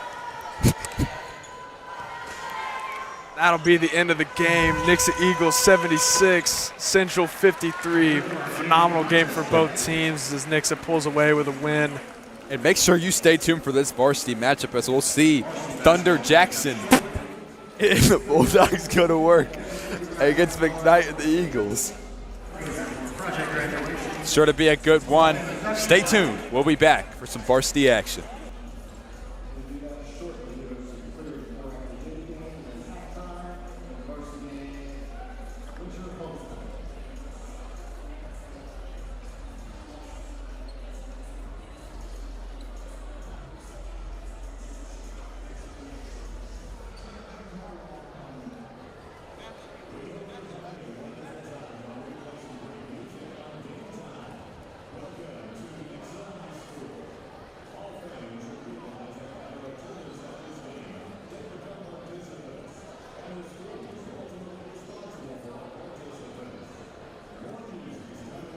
Game time.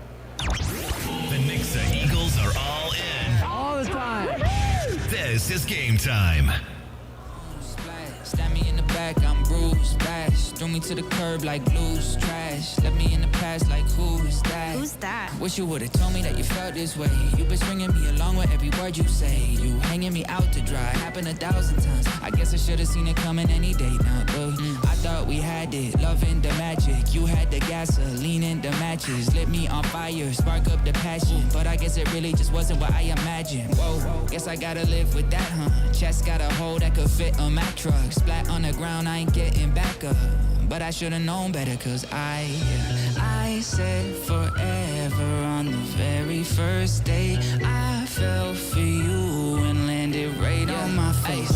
Splat, right out of the blue like news flash. Thought I had control, but you crashed. Left me in the past like, who is that? No, seriously, who is that? Splat hit the ground, but I'll bounce right back. Trust me, I ain't going down like that. Custom shirts, I had to dust the dirt off. Adjusted myself, put the crown right back. Okay, I'm shining now. Had to get lost with you to find myself. And I find it kinda funny how the moment that I'm over this is, can I come over quick? No. You had your chance, but you blew it. You had me in the palm of your hand and threw it away. Now you say that you think we can do this again. Second chance, okay, do I look stupid? I don't need you here in my life. Please do not text me, I made up my mind. I do not want you here wasting my time. And next time around, I'll be taking my time. Cause I said forever on the very first day. I fell for you and landed right on my splat.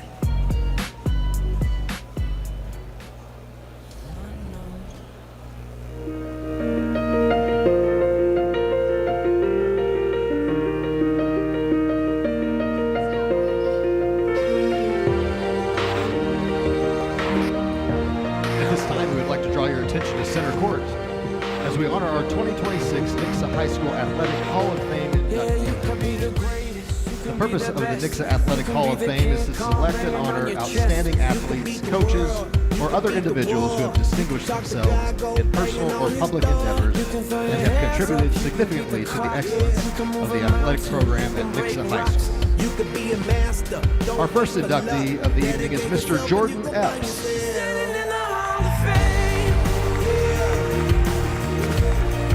Jordan is a graduate of the class of 2012 and participated in basketball.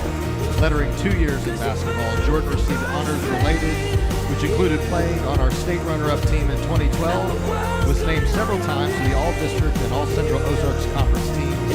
He currently holds single-season records for steals and free throw percentage. After high school, Jordan went on to play college basketball at the University of Central Missouri, where he won a national title. Jordan is the son of James Epps and Angela Keene, and he is currently a teacher and the head boys basketball coach for our visitors tonight, the Central High School Bulldogs.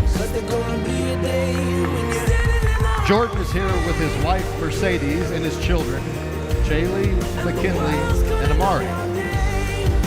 Class of 2026 Nixa Athletic Hall of Fame inductee. Give it up one more time for Jordan Epps.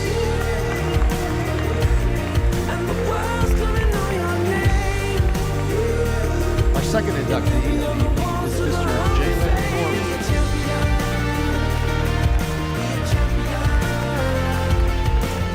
Jalen is a graduate of the class of 2013 and participated in basketball, lettering all 4 years.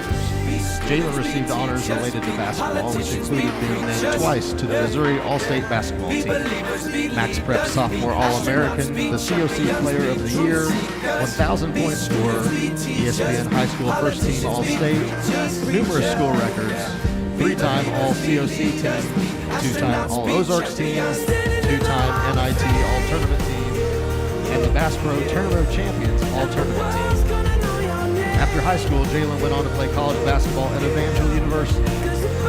He is the son of Andrea Clark and Courtney Combs, and currently resides in Australia, where he works as a basketball coach and trainer. Since Jalen cannot make it tonight, accepting the award on his behalf is his mother and family.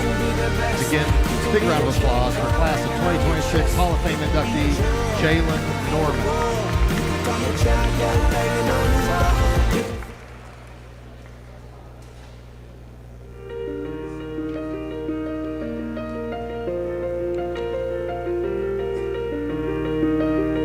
Our final inductee of the evening is Mr. Austin Reuter.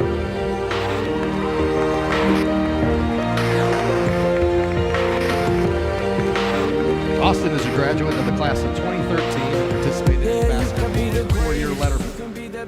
Austin received honors related to basketball, which included first team All-State in 2012 and 2013.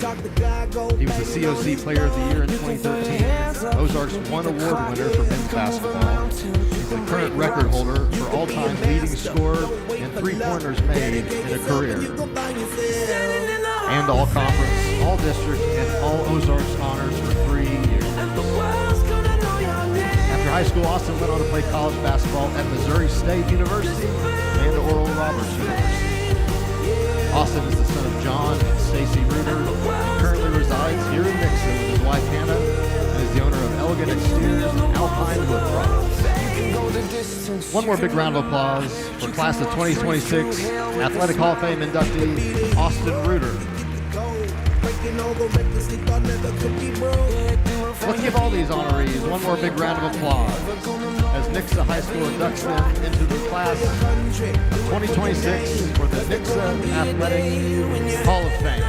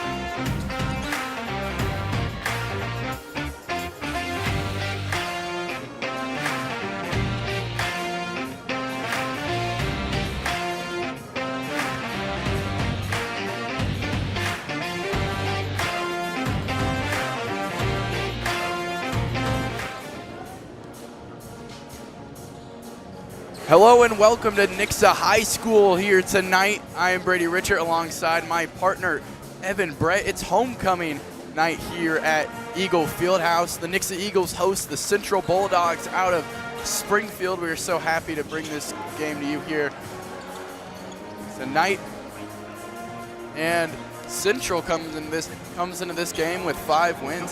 I mean, that's very surprising to someone that kind of keeps up with basketball. I mean, Central the past couple of years, they had Tyreek Brooks. That team, they went to state. They were pretty solid last year with Sanford, Bryce Walker, and then just this year, they lost all that talent. It kind of dropped off, but they come into this game.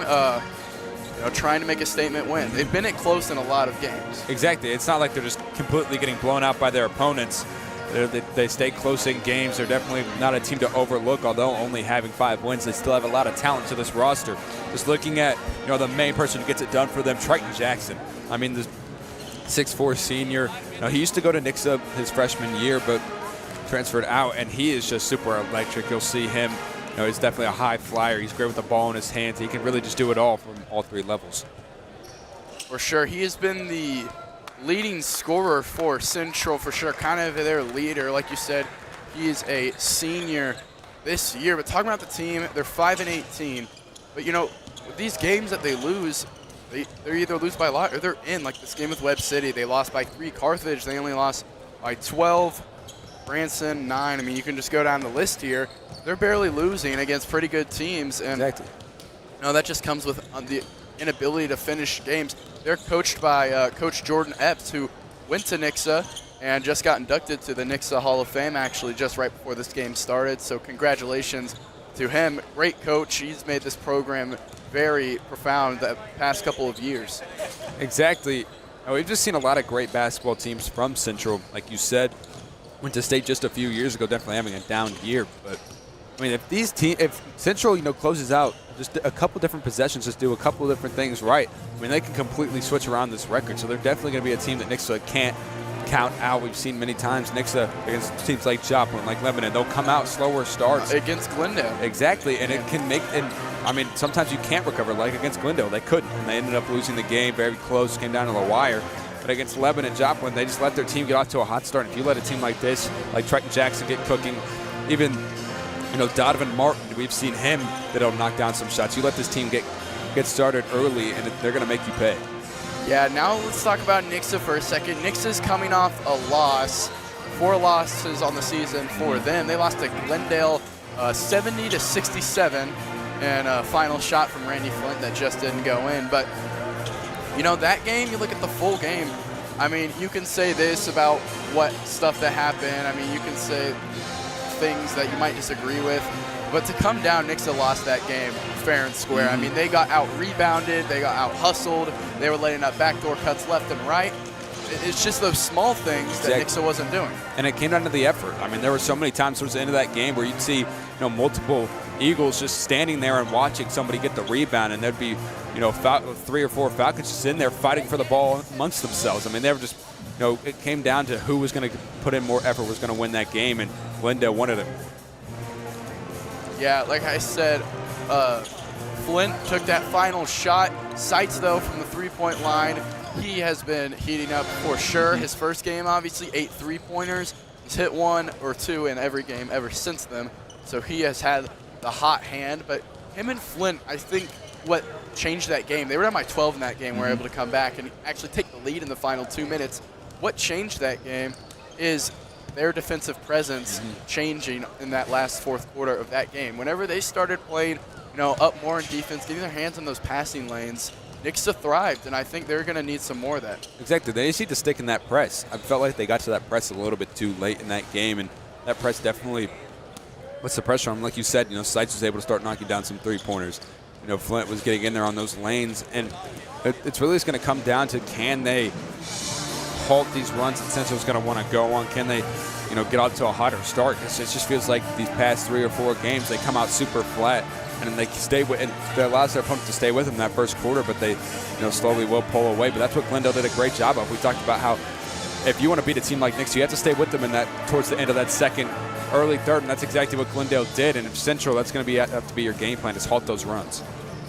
Yeah, there's a look at Triton Jackson of the Central Bulldogs, their whole team. Now, we talked about him, but Donovan Martin as well, the senior guard. He's a good big scorer for their team, takes a lot of shots.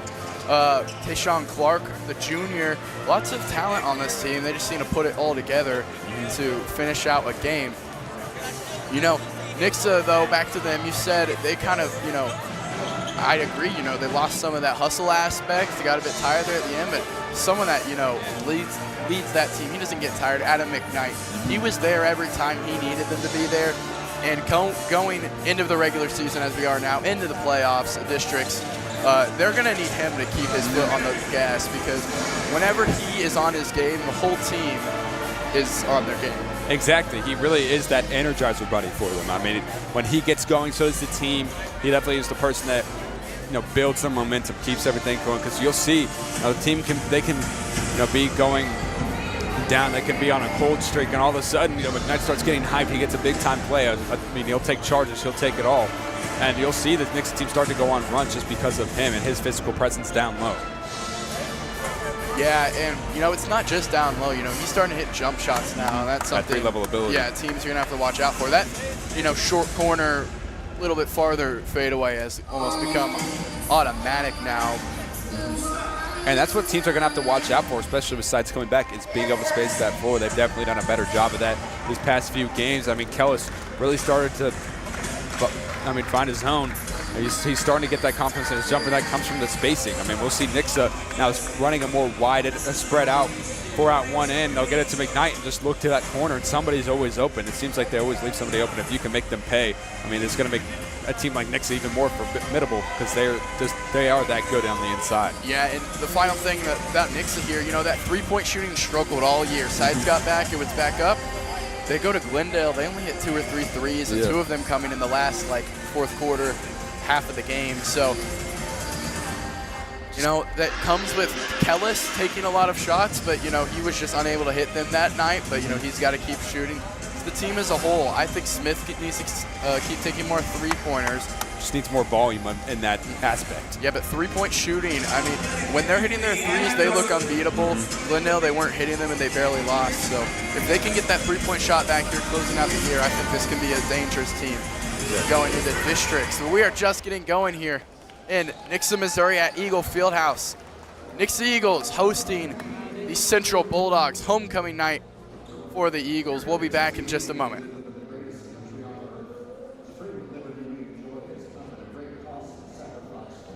To honor that sacrifice and remember what makes America truly exceptional, I ask that you please now rise. Gentlemen, remove cover for the playing of our national anthem.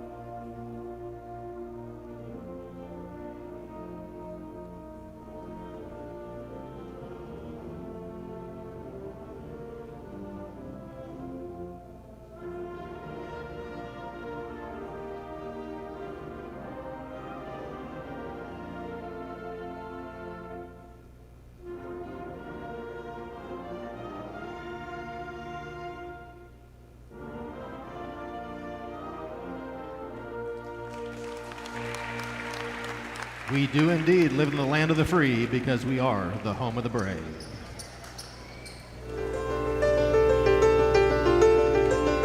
Now it's time to meet our starters. First, for the visitors from Central, he's a 6-foot senior.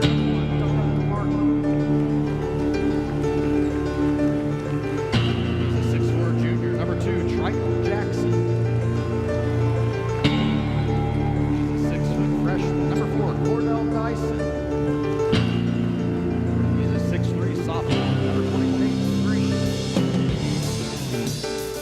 And finally, he's a 6'3" junior, number 23,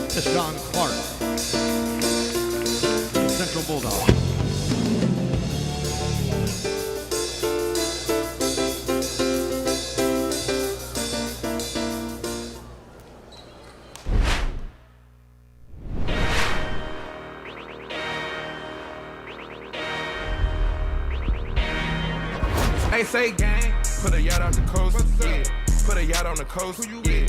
Got Coach Cano, say gang, they ready to vote me in. Whip the rust like a roll, you with. I get love from the vultures, yeah. Came up with the roaches, yeah. Young down like a oath. More respect than a pope. She give me on the low. What you doing? Wipe a nostril, like a snotty nose. Wipe a nostril, like a snotty nose. What you gonna do?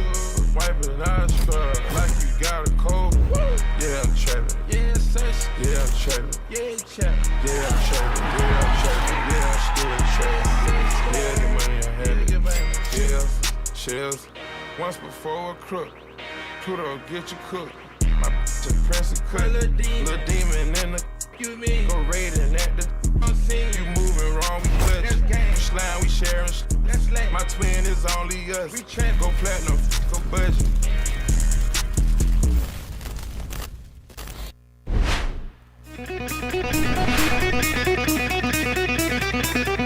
Eagle fans, on your feet as we meet our starters. First, he's a 5'10" senior, number 1, Owen Sykes.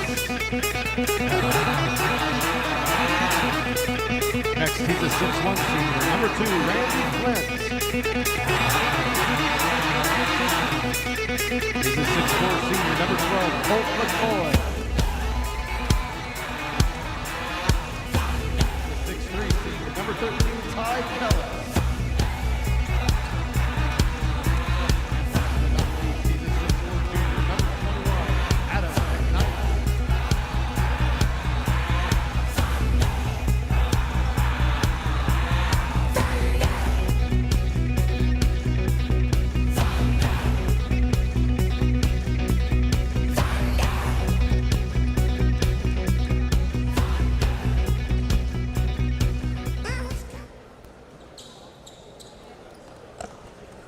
Here we go at Eagles Fieldhouse. Nixa Eagles, Central Bulldogs getting ready to tip off here.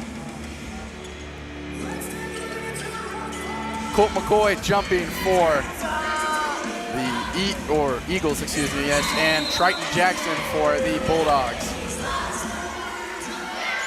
Jackson wins the tip. Martin will control the backcourt, and here we go. Martin with the ball, brings it on the wing. Slowing it down, setting the offense. And that's definitely, a system we've seen teams do. We saw Willard do it, just slowing down that offense. Lob up for Jackson. He'll come down with it, right back up. Can't finish the lay. McKnight loses the ball, but in the hands of McCoy for the Nixa rebound. He had to look, just couldn't get it to fall. You're going to need to capitalize off those opportunities, but Kellis left wide open, and he will capitalize on that every single time. And that's not the person you want to let get going. We saw him, he didn't have the best three-point shooting night.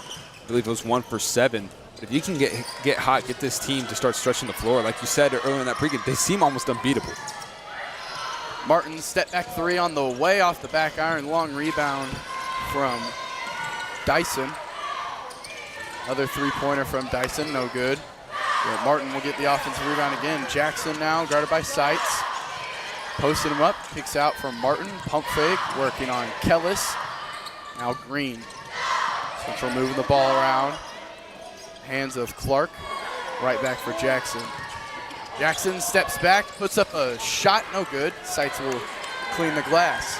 It definitely looks like Central's looking to move that ball around and just take, not try to force up any shots. They're taking a lot of shots from range. They're going to need to try to find a way to get that ball inside. Seitz. Now Flint. Seitz left with plenty of room from the volleyball line, but can't connect.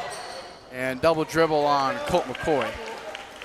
That's not someone you want to leave open. They're lucky he wasn't able to knock it down because it's definitely his spot. He's such a dangerous threat from range, and if you let Seitz and Kellis get open, it just seems like they're letting Nixa shoot, and that might not be the best game plan. Jackson in the corner, guarded by Flint. Two very similar builds. Jackson throws it away, and Flint on the other end.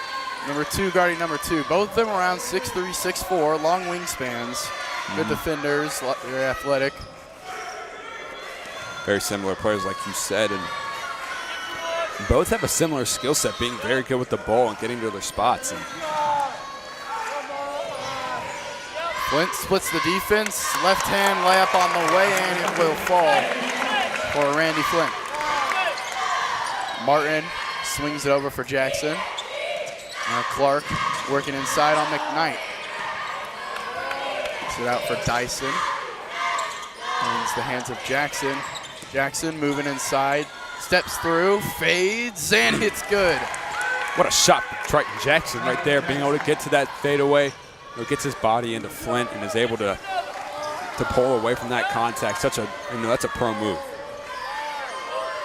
McCoy long two, rattles out. Martin handles the rebound. 5-2. McCoy with the steal and saves it in bounds for Kellis. And right there, you just need to push, slow yourself down. I mean, Nix is already back on defense. You just slow yourself down, try to get a better offensive possession. Instead, you just throw the ball right away and give Nix another chance.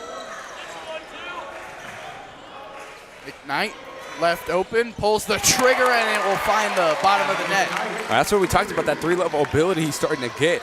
I mean, a lot of times last year we'd see teams completely sag off of him, and you can't do that anymore. He's going to make you pay for it. Martin working on sights. Clark gives it to Green. Green's three-pointer, no good. Flint brings it up for the Eagles. In transition, stop and go, fades on Jackson. Tough shot, no good. McKnight's there for the putback, won't go either. Flint with the hook. And Central will call timeout, but they're going to need to do a better job of rebounding because no one's really in there to stop the Eagles from getting those second chance points. 10-2, 3:52 left in the first quarter. We will step aside.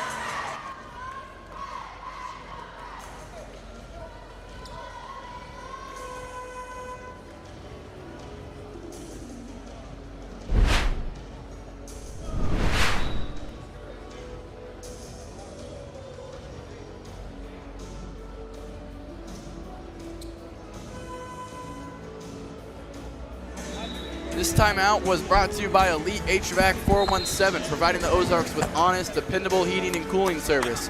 From seasonal tune-ups to full system installs, Elite HVAC 417 keeps your home running efficiently and comfortably all year long. When your comfort's on the line, trust the Elite team. Eagles on a 5-0 run, 10-2 lead. Central will have the possession.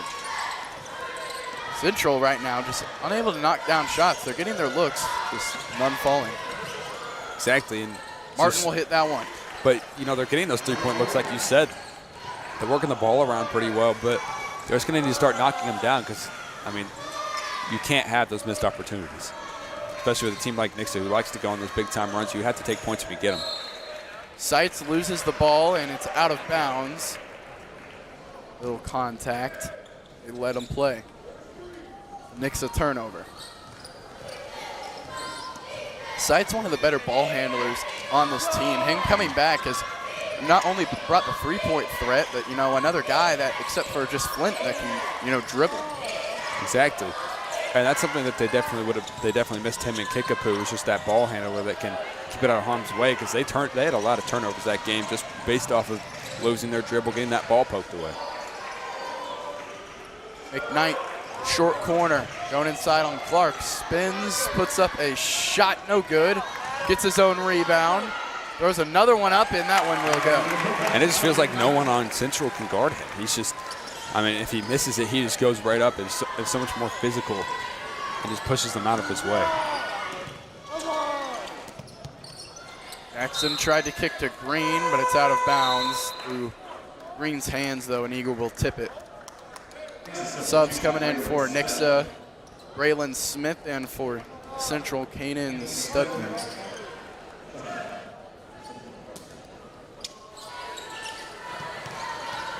Martin surveying. It's Clark. Clark loses the ball, but a foul called. Central needs to get something going. Outside of, you know, Triton getting it started early, and Martin, they haven't been able to do anything. Nix has been all over them. They can't knock down their shots. They can't get any second chance points. And it goes both ways. They can't get a rebound downstairs, and Nick's just going to just keep pouring it on if you can't figure out a way to stop it. Clark cutting, fadeaway, too short. McKnight gets the rebound and heading in transition. Flint will slow it down to set the offense. Smith splits the double team. Floater just rattles out, and Martin gets the rebound. Martin taking it up for the Bulldogs. Pulls a long two, and it is good. What a shot from Martin that stopped the start. I mean, I thought he was going to go all the way to the hole. And he just instantly stops his body and gets a good pull-up jumper. Impressive shot from Martin. Boy down low, spins and kisses it off the glass. 4-2. 14-6, 1:35 left in the first quarter. Stutman pulls a three, and it is good from beyond the arc. And finally, they can get one to go from beyond the arc. They're having, they've shot a lot of shots from there, and they're going to need to figure out a way to get them to go. Pellis back over to Flint. Smith, Preston, and Jackson at the scores table. Flint, three-pointer off the mark. McKnight gets the long rebound and pulls the fadeaway. And they just can't get a rebound to save their life on that defensive end. They're just, McKnight's taking full advantage, and he just can't be stopped. It's already up to 7. Studman moving inside, floater up, and the foul. And one opportunity for Hayden Studman. And he's come in for Jackson, and he's made it. I mean, he's made an impact instantly already. Up to 5, could be 6 if he can knock these down. And Central, they need to keep knocking down these shots. I mean, something I've liked from them is the way they've been moving the ball around, but just they get to that opportunity and they can't get it to go.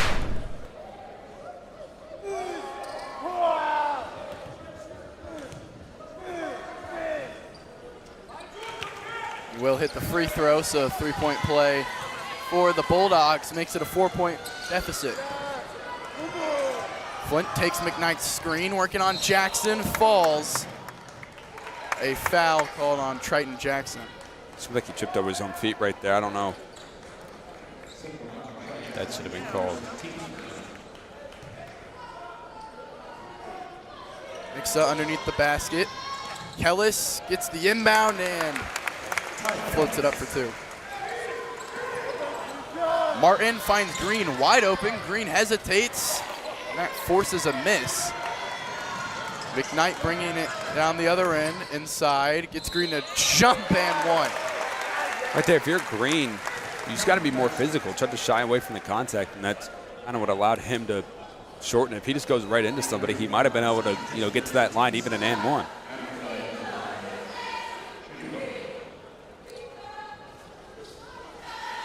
So McKnight at the free throw line, 24.3 left on the clock.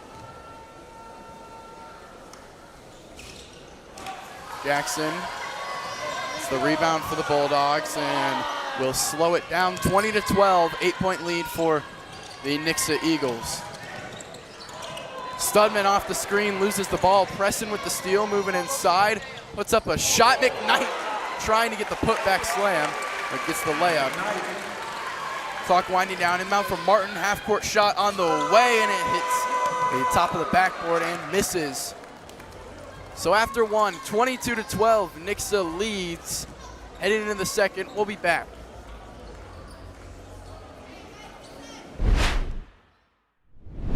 This is Mr. Callahan. He doesn't talk much on TV. Nope. But he does love helping people. Yes, I do. And he's really good at it. He has daily training with his team to make sure your system is running at its best. Always. And if you have questions about your HVAC system, he'll come to your house. No problem. Anytime. Callahan Heating and Cooling. Whew, I'm out of breath. I'm doing great. Join our Callahan Care Club. Call today. Callahan Heating and Cooling.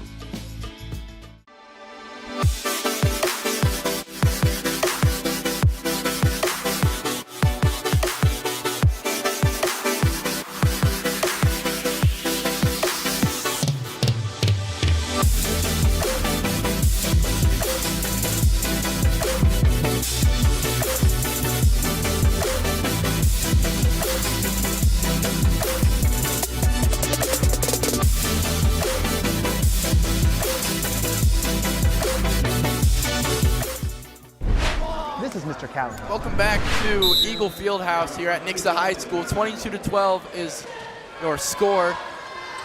Eagles lead by 10 after a good offensive first quarter for them, shooting efficiently from the field. They will start with the ball here in the second. Flint looking for McKnight inside, double teamed, puts it up anyway and gets it to go. They got to start either double teaming or get someone into him because he has been dominant, already up to 13. And if you can't stop McKnight, you can't stop the Eagles. He's just the guy that gets it done. Clark recovers the loose ball and gets an easy shot there.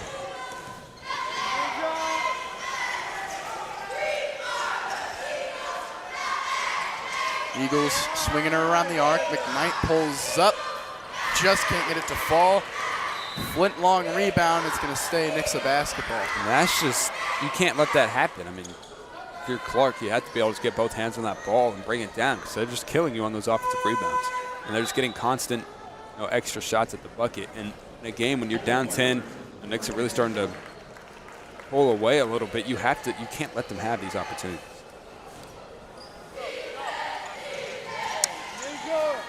Flint hits McKnight. McKnight fading off the mark. McCoy's there for the rebound and the putback as well. McCoy already more points than he had against Glendale in the second quarter. And he definitely looks a lot more comfortable out there. He's using his body well. Jackson pulls the three and knocks down the shot. They're going to need to see more of him. Only had 2 points in that first quarter, and he's going to need to get going.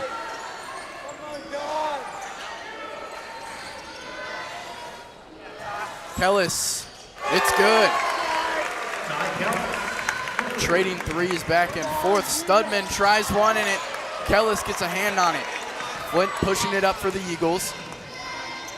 Good pass, McCoy. One more, McKnight. That's beautiful offense.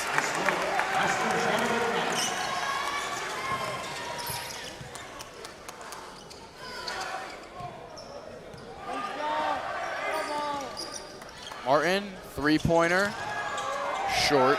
Kellis gets the rebound. And right there, I just don't know if that's the shot that you need. I mean, just work that ball around. At the beginning of the game, they were doing a great job of it. Tried away from it a little bit here. McCoy puts the shoulder down and gets an easy layup under the basket. He's up to 6. Eagles up to a 16-point lead, and Coach Jordan Epps will take a timeout. Right now, no one can stop the big man duo of McKnight and McCoy. They're just bullying them down there. I mean, every time that a shot goes up, it feels like it's just they are rebounding and easily getting putback buckets. 33-17, 5:47 left in the second. We'll be back.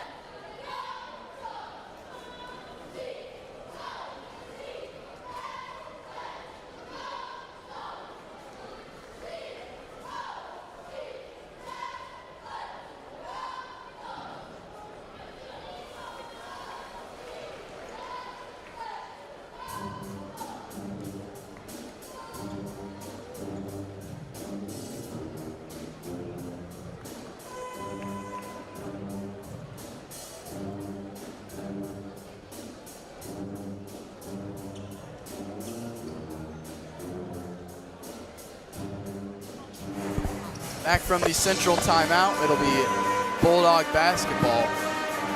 We take a look at both teams' shooting percentages here. Central's 54% from the field, Nixa's 63%, but the main difference, Central's only taken 13 shots, and Nixa's taken 24. Central has got to put more shots up. Exactly, and that comes from, that rebounding has definitely been a big issue, which is why Nixa's had a lot more shots. But you just got to, like you said, get more shots up. Just try to get less empty possessions because they're knocking down the shots. They're not taking them in enough volume.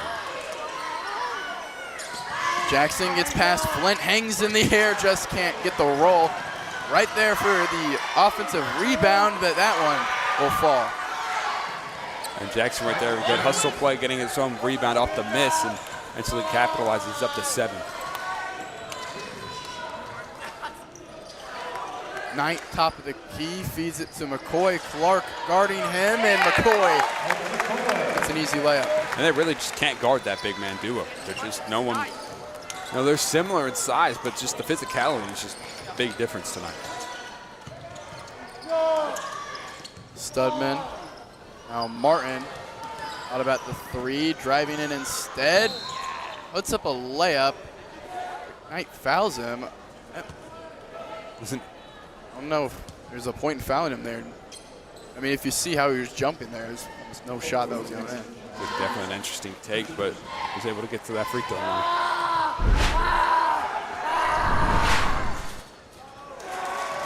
First free throw just rolls out for Donovan Martin.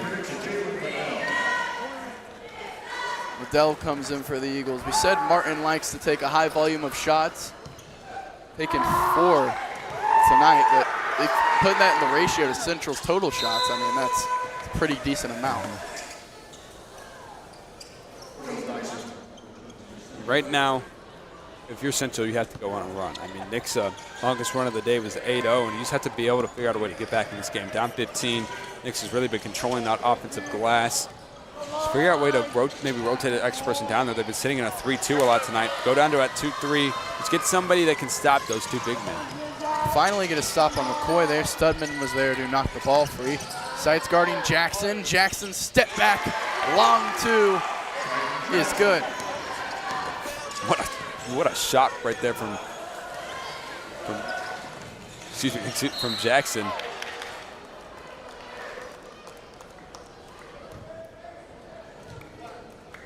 Clark gets a foul there on Randy Flint shooting.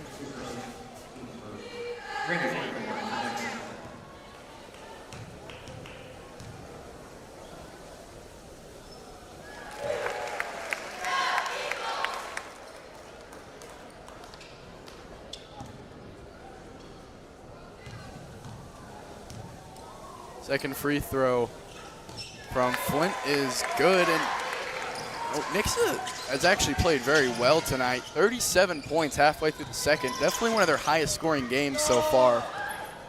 McCoy gets a hand on that ball, but they've been very efficient tonight on both ends of the floor. Exactly. They're playing really good basketball. They're knocking down their shots. They're getting every looks they want. And that's another one right there, getting Sights open from 3. Sights deep 3. That's his spot. Jackson gets the ball back. Now Green, guarded by McCoy. Studman steps back, bounces over for Jackson. One more in the corner. 3-pointer from Dyson. Wardell Dyson there, his first points of the game.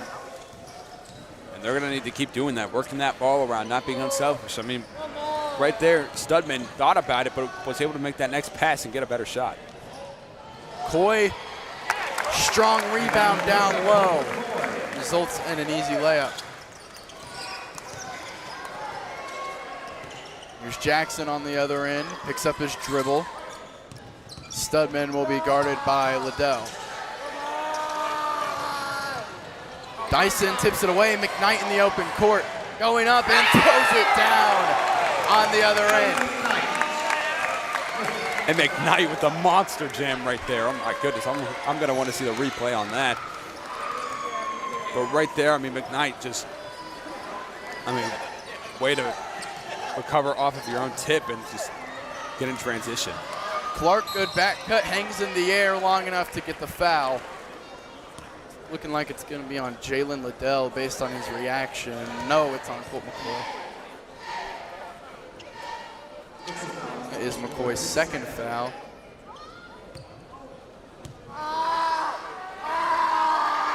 Clark, first free throw is right.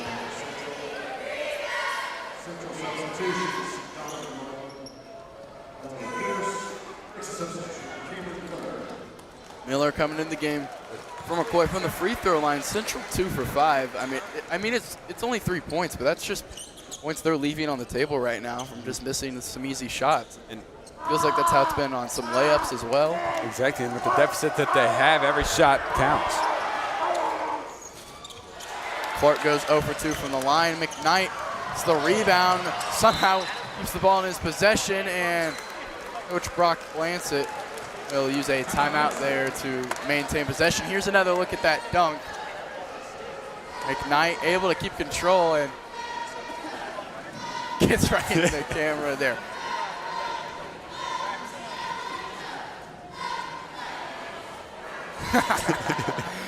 There he is. 2:27 left in the first half, 44-25. We'll step aside.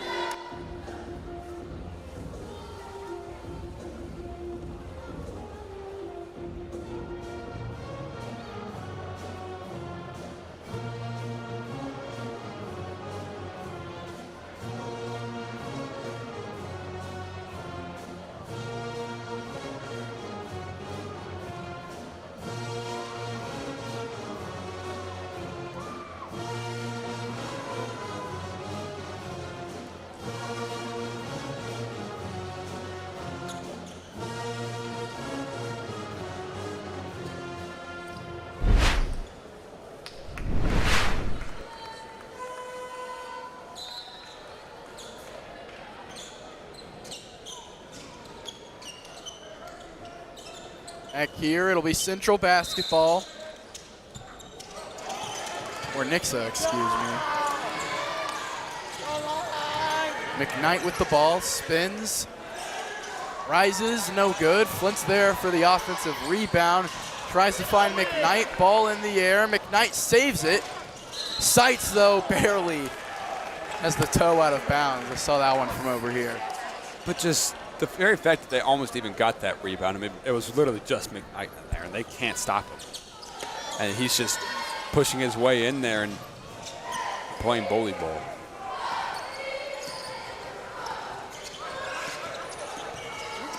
Jackson on the other end, steps back, swings it over for Dante Pierce. Now the senior, Donovan Martin, spins, throws up a shot, and foul called on Jalen Liddell. Just brought his arms down.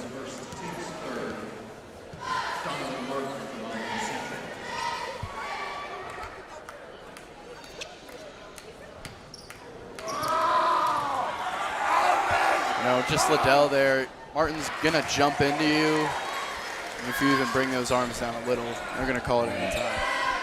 He does a great job of drawing fouls. It gets you in the air just a little bit. Just go flying into it. We've seen McKnight do it a lot too, just being patient.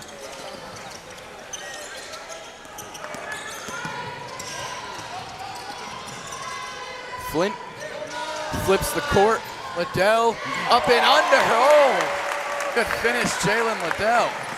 What a finish from Liddell, being able to go up and under with the jelly lay, but a good move from Jackson spinning, hangs in the air with the contact. Oh my goodness, Triton Jackson. Showing that ability with the ball in his hands. He is deadly. Yeah, you know that first spin move, it happens so fast. You know, cat-like reflexes, almost like a tiger, and then is able to finish with the layup. Flint responds with a trifecta. And you're exactly right, that cat-like reflexes looked like Flint almost had that steal and able to spin around. Flint matching him on the other end. Step back, Martin on the way, just rattles out. Flint, guarded by the freshman Dyson. Stop and go. Dump off McKnight. Just can't finish though. Gets his own rebound and fouled on the putback attempt. You know, even out rebounding his own teammate. Exactly. Taylor was down there and he just gets completely shoved out of the way. I mean, nobody's boxing him out. I mean, he gets pushed almost under the basket, and you just have to get somebody to get a body on him because he literally just went up over, like you said, his own teammate shoved everyone out of his way, but could not be denied.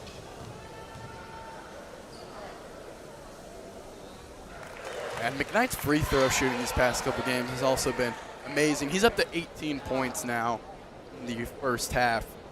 He really just can't be stopped. I think if we see a game where McKnight plays like the full game, doesn't come out, he could easily drop close to 40 points. Because, I mean, he's doing it in one half. Why can't he do it in the second? Exactly. And if he continues, the way playing right now, obviously, with how it's looking, he won't play a crazy amount in that second half. But if he can continue this, I mean, it's easily a 40 bomb. Jackson working inside, gets the foul called on Preston. Preston there, going for the ball, but wrapping around Jackson's body. It's going to be a foul every time. And he's been big time for them. Really the only person that's really showed hard out there. He's up to 11, could be 13 if he knocks these down, but he's been electric. Jackson nails the first free throw.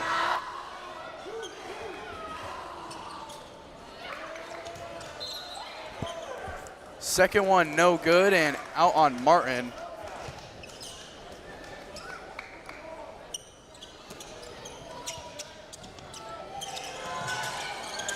Eagles facing a press, 30 seconds left on the clock.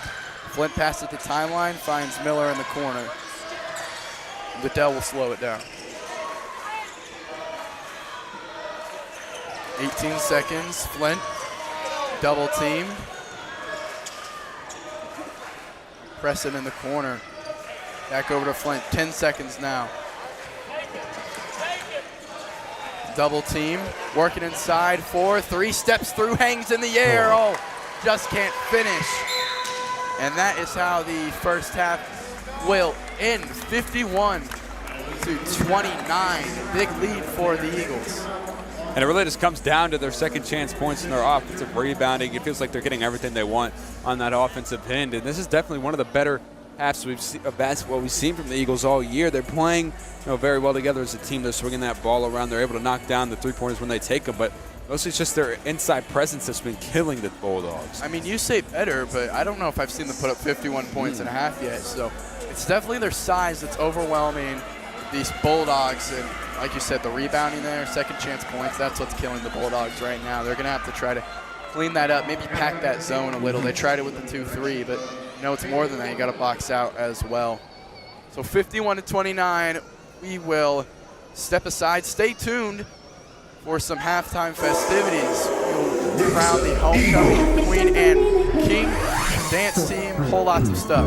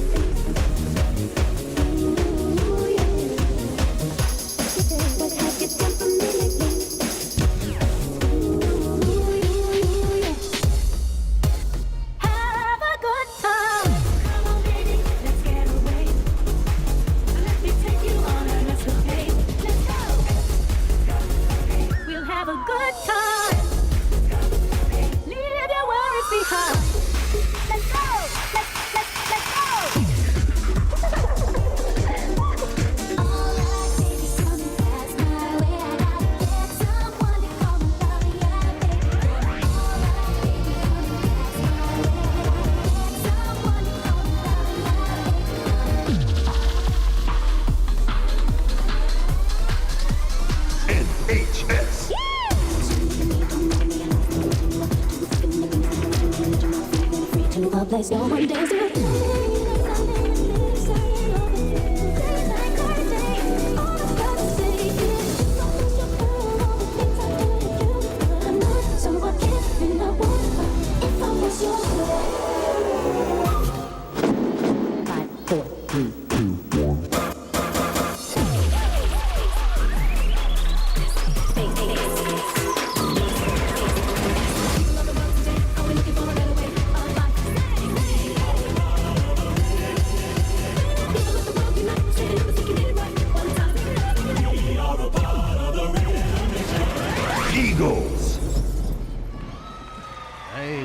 for the Nixa dance team.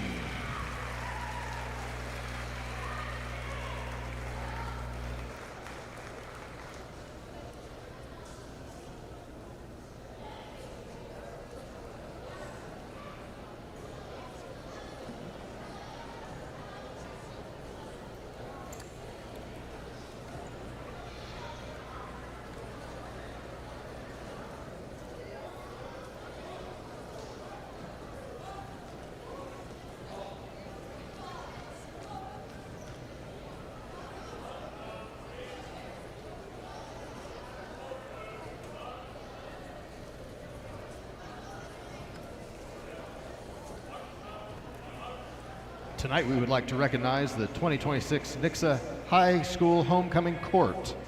Before we start, we would like to thank the Junior ROTC program for the annual Sabre Tunnel.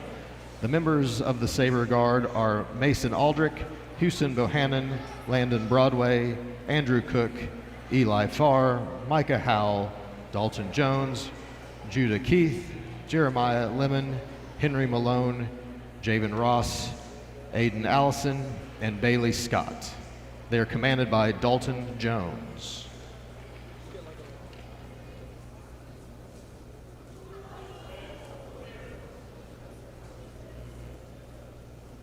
Beautiful girls all over the world. The first two members of the court are freshmen Sophia Chamberlain and Elias Sherman, the fourth. Sophia is the daughter of Christine and Michael Chamberlain. Elias is the son of Christy and Elias Sherman the third. They might say hi and I might say hey, but you shouldn't worry about what they say, 'cause they got nothing on you, baby. Yeah. Nothing on you. The next two members of the court are sophomores Zoe Ward and Aiden Mulcahy. Zoe is the daughter of Amanda Dorr and Tobin Ward. Aiden is the son of Ryan Mulcahy and Tanya Harris. Yeah, you can clap for these kids. Come on.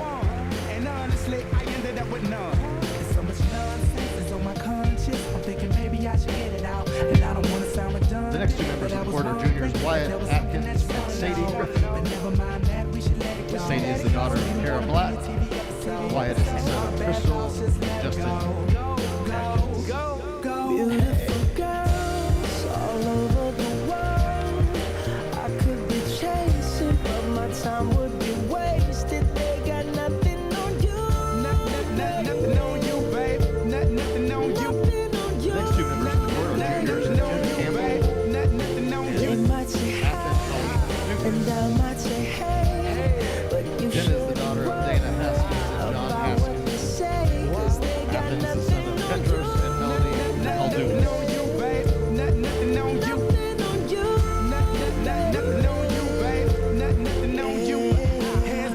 Ladies and gentlemen, give one more big round of applause for the 2026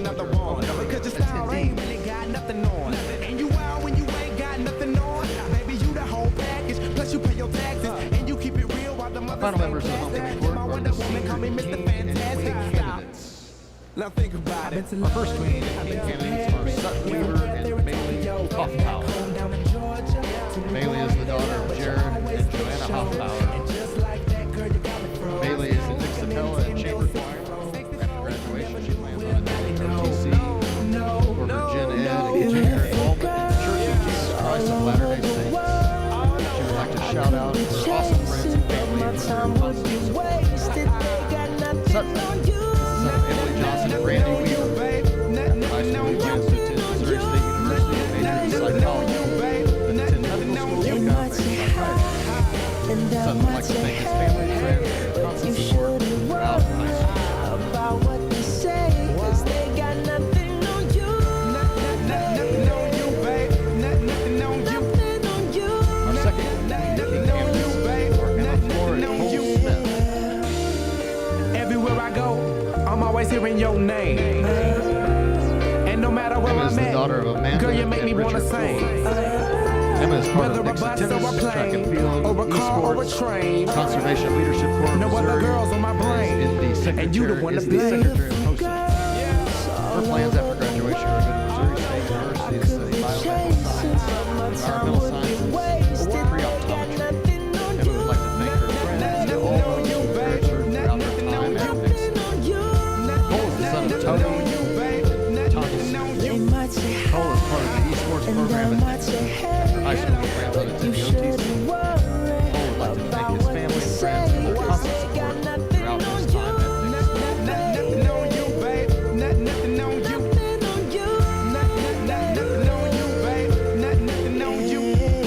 Our final candidates are Addison Harkins and Tristan Perkins.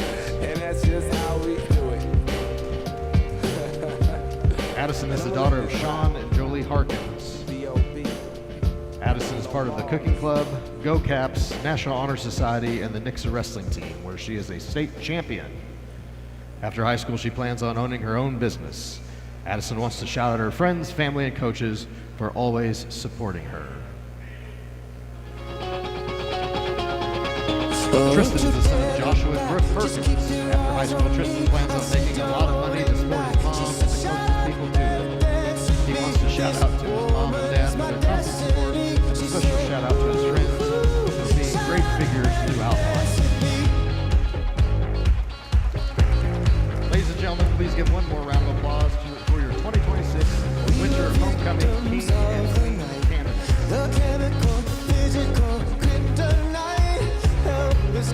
Now it's time for the big announcement. 2026 Nixa High School Winter Homecoming Queen and King are Sutton Weaver and Bailey Hoffpower.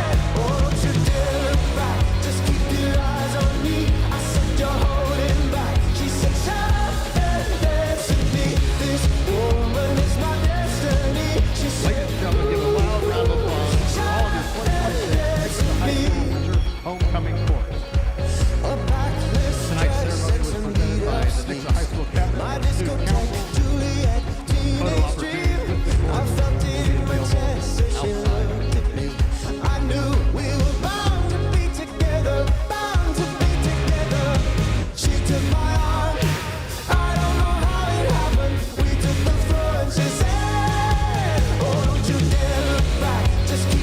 will be available outside of the venue.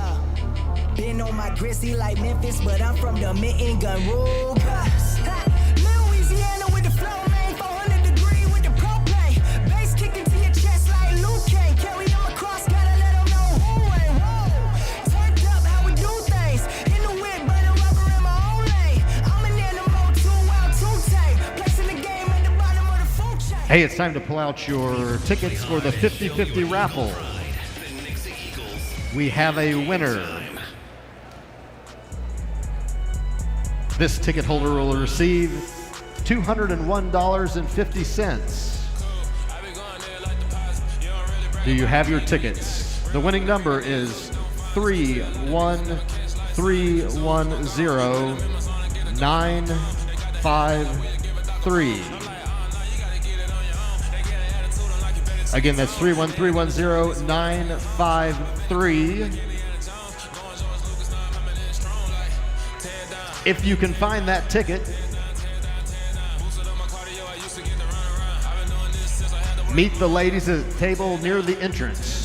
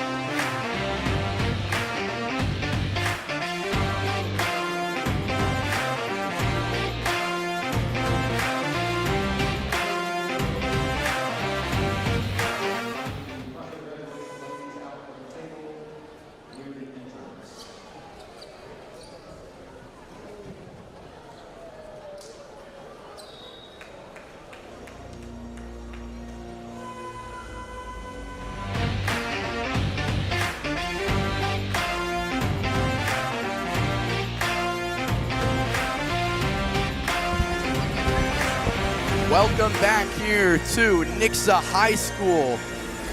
It's the Nixa Eagles hosting the Central Bulldogs, getting ready here for the second half of action. Nixa with a pretty big lead right now, 51-29. You know, anything can happen in this game of basketball. Central trying to come back. It's really going to come down to getting Triton going again. He was definitely the leading factor in that second quarter, and he's going to be a focal point of this Nixa defense. Jackson with 12 points. Clark, long jumper, won't fall. Martin going for the jump ball, and he will get it. Stay Nixa possession. That's what they're going to have to do. They're going to have to play physical.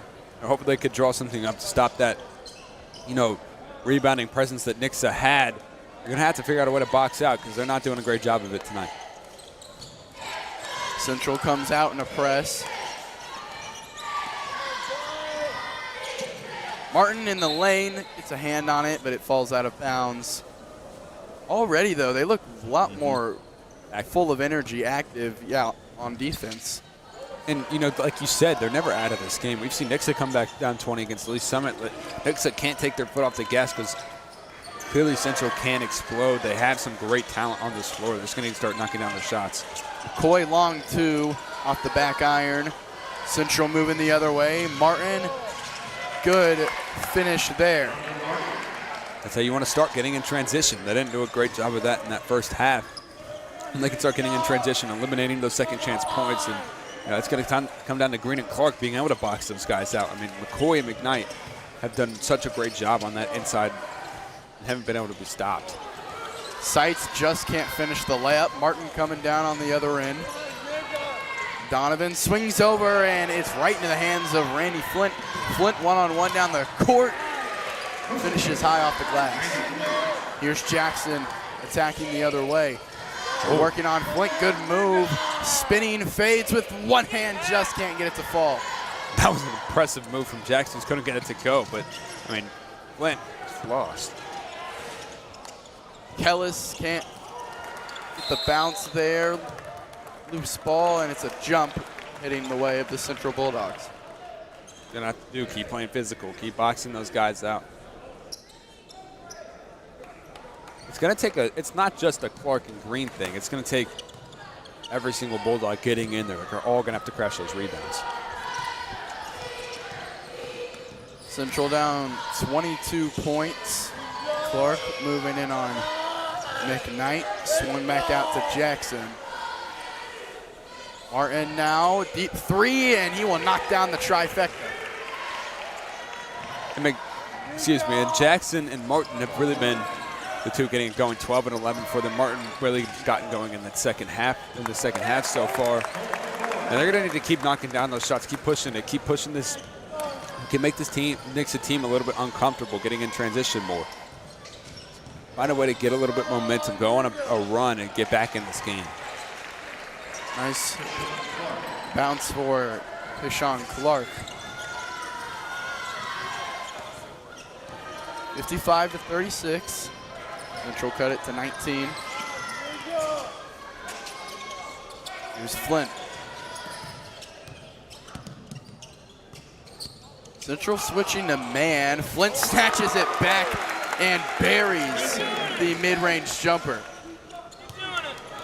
He's so deadly with the ball in his hands. Like, that snatchback was just so nasty, he cannot stay with him. Here's Martin near corner, jab, steps back, steps through. Trying to find Nathaniel Green across the court, but it's stolen away. Kellis with a crafty finish. And it just feels like he's doing a little bit too much right there. Just off balance, trying to throw a cross-court pass. It's been intercepted multiple times tonight. Jackson working on Flint. Spins, fades, off the mark. Nixa on the other end. Taking the screen.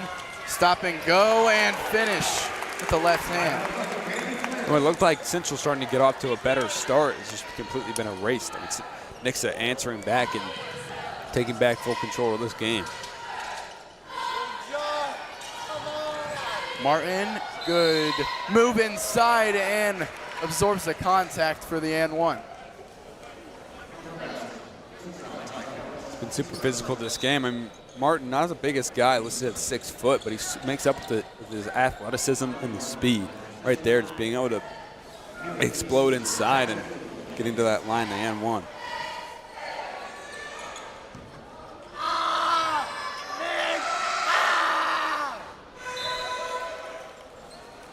Martin will convert on the three-point play.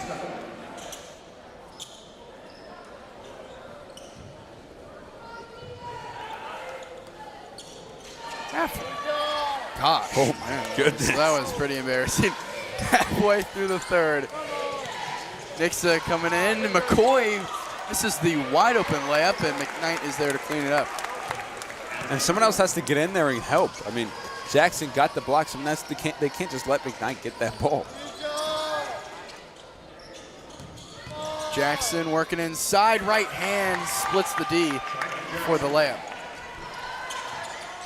And he's really, him and Martin have really been the only people able to do anything tonight.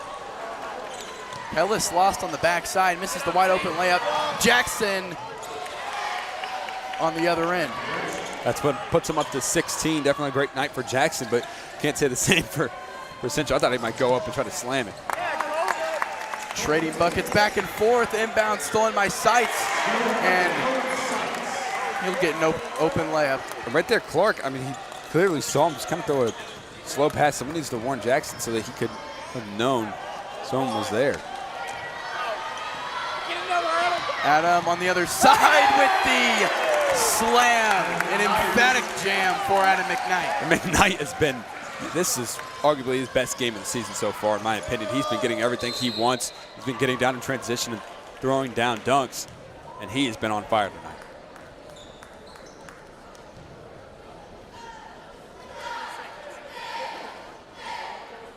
Here's another look at that dunk from Adam McKnight.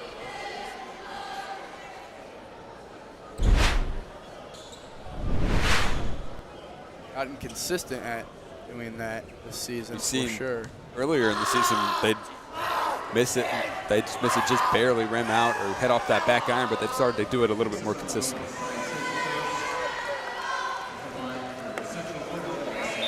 Cordell Dyson at the line, misses the first free throw. They stay cold from there. Preston and Smith enter the game for the Eagles.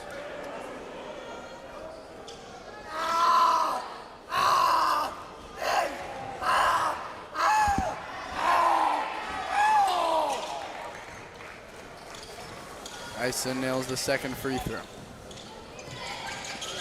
25-point lead for the Eagles.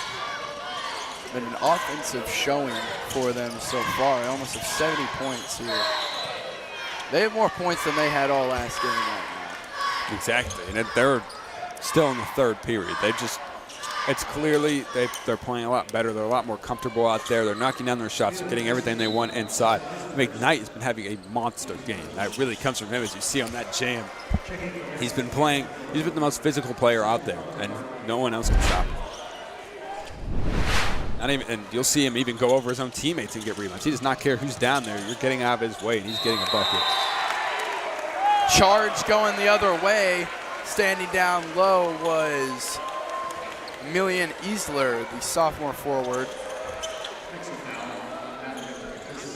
McKnight's second foul of the game. You know, Central needs a momentum swing. A charge can be a big momentum swing. We've seen McKnight do that many times in games where a close game, you get that big-time charge and momentum can swing. Great pass from Jackson inside, but Clark misses the open layup. Easler will pick up a foul right after.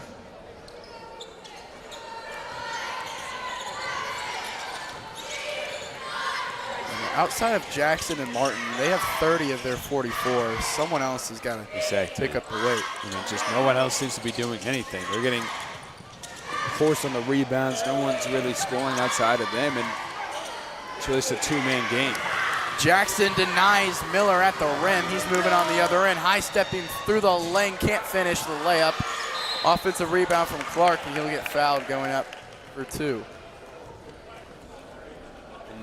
Jackson almost Hooked that all the way to the other end, just couldn't get it to fall. But Jackson has really been heart and soul of this team tonight.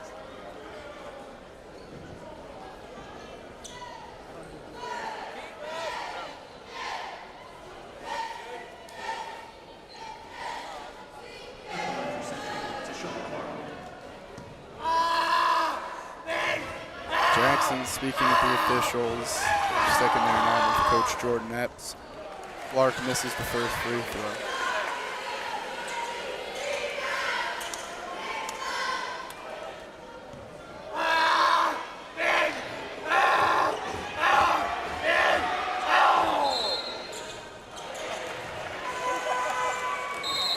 Assuming a lane violation on the Bulldogs, that'll throw off the free throw. Attempt there. It'll be Nixa basketball. Central has been ridiculed by turnovers this game. They have 8 to Nix's 3. Central only with 9 rebounds. To Nix's 21. Flint takes the screen from McKnight, gets the switch. Easily applying the pressure. Kicks out for Miller, who lines up a 3, too strong. Jackson on the other end rises up and it's an easy leg. And Jackson showing that athleticism, being able to rise up. No one's even able to contest him, and he's just such an athletic guard. He's got the size, he's got the speed. He could do it at all 3 levels, and he's been putting that on full display tonight.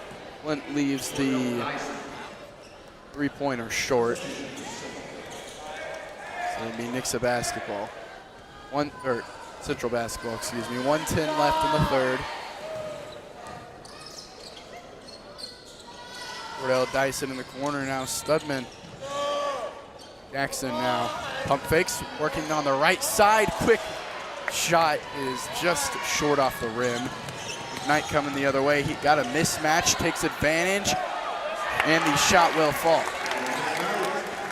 McKnight just getting his shoulder into him, and they can't do anything from there. Martin loses the ball there. Another turnover for the Bulldogs, and Miller is fouled on the transition layup.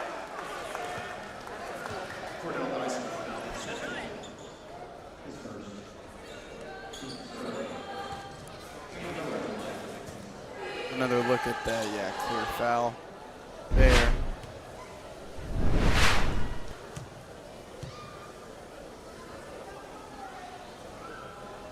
Miller hits the first free throw. Now Miller's jump shot has improved so much this season. It's basically automatic from the free throw line, it feels like. And from 3 as well, he's been able to hit them. I saw him warming up. Was hitting them. And in that JV game as well, he was knocking them down. I mean, he just has developed so much as a player this year. He's been able to develop that 3 ball, which allowed him to stretch the floor. There's just so many people with size on this team that can knock it down. Studman coming off the screen, 25 seconds left in the third. Martin steps back, long 2 is good. Foot was on the line there. That puts Central at 48. Martin with 16 now. And Jackson and Martin at 34, they're 48. Just no one else has been able to step up. Miller, 3-pointer, off the back iron. Loose ball foul, go the other. Central ball nonetheless. There was a foul, and then they got the rebound as well. It'll be McKnight's 3rd foul of the game. So that'll put Central in the bonus here with 4.8 seconds left on the clock.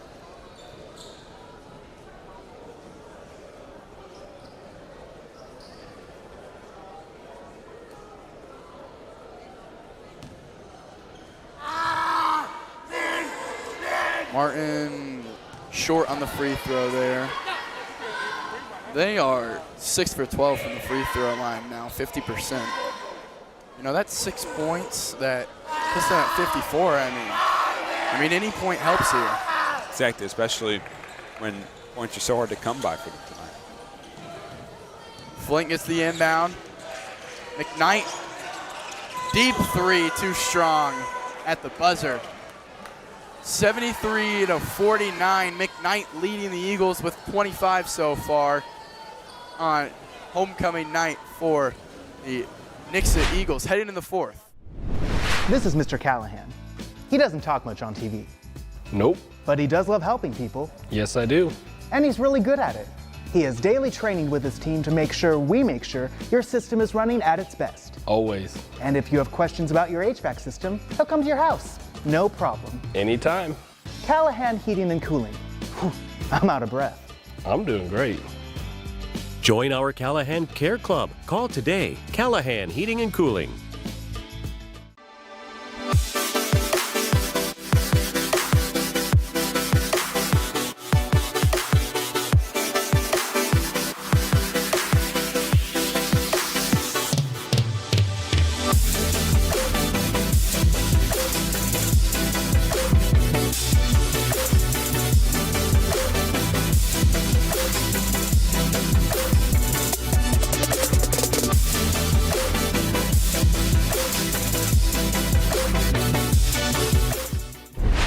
This is Mr. Callahan.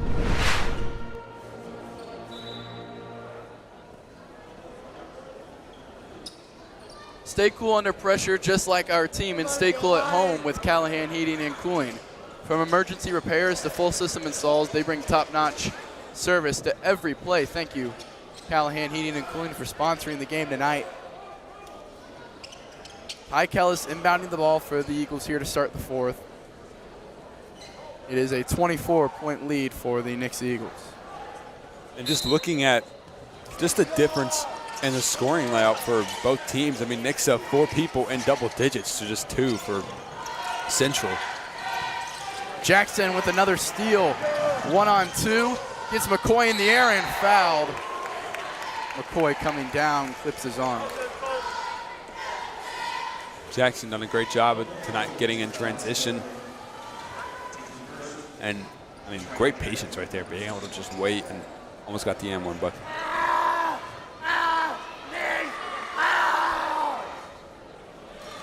The free throw shooting plague continues for the Bulldogs. Another miss. Second one will fall.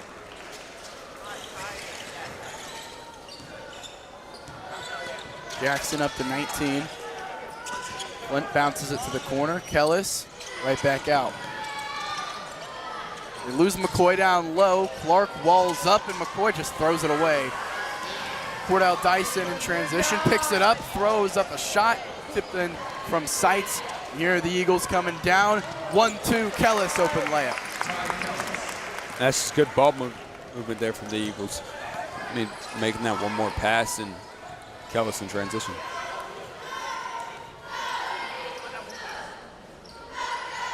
Jackson coming out, kicks to the corner. Green lines up a three-pointer. No good. Kellis rebound and foul called on the freshman guard.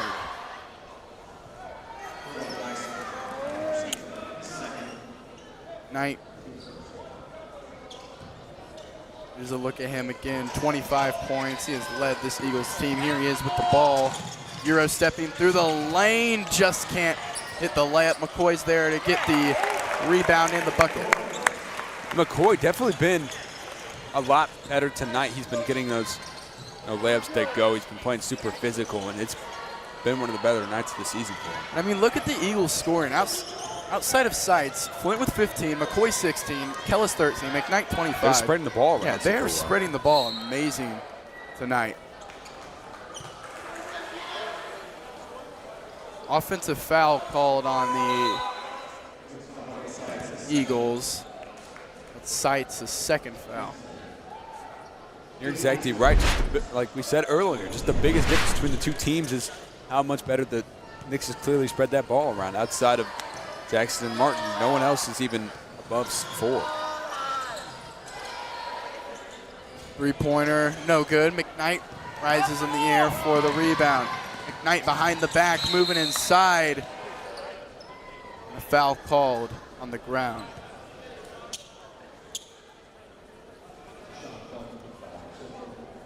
Clark picks up the foul, his second of the game.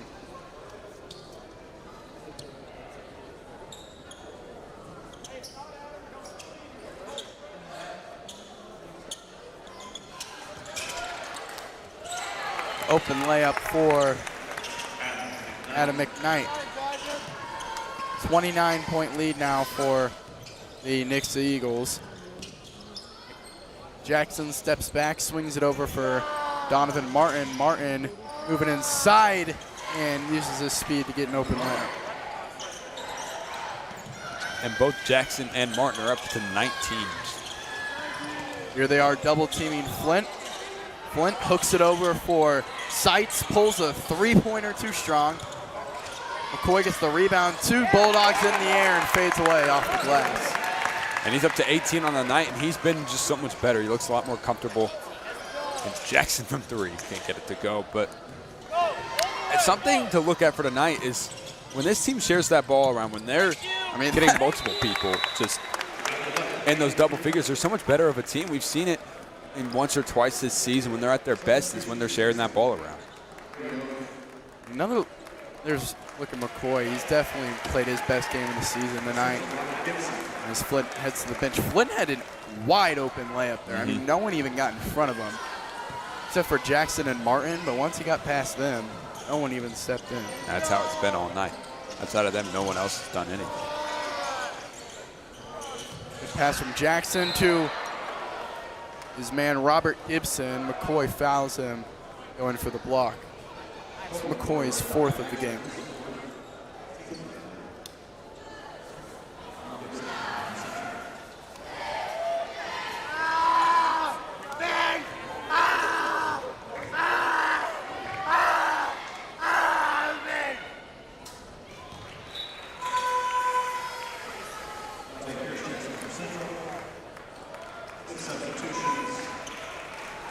Seitz coming out of the game, Kellis as well. They all get standing ovations. Great team play from the Eagles tonight. I'd say this is their most efficient game of the season. 83. I mean, they still have time to go. They've just been completely dominant. Ajayi open down low, contested at the very end. No good, out of bounds. Going to stay this way.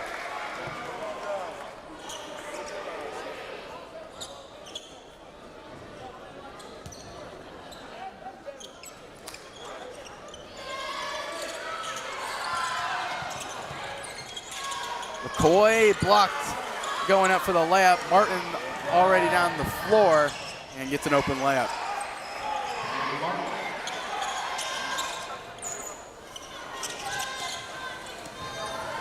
Oath trying to swing it over from McKnight. He'll get it anyway, and that is I mean, usually McKnight, we see him with just those open layups, but they are heavily contested, hung in the air. Here he slows it down, pulls up, fouled shooting.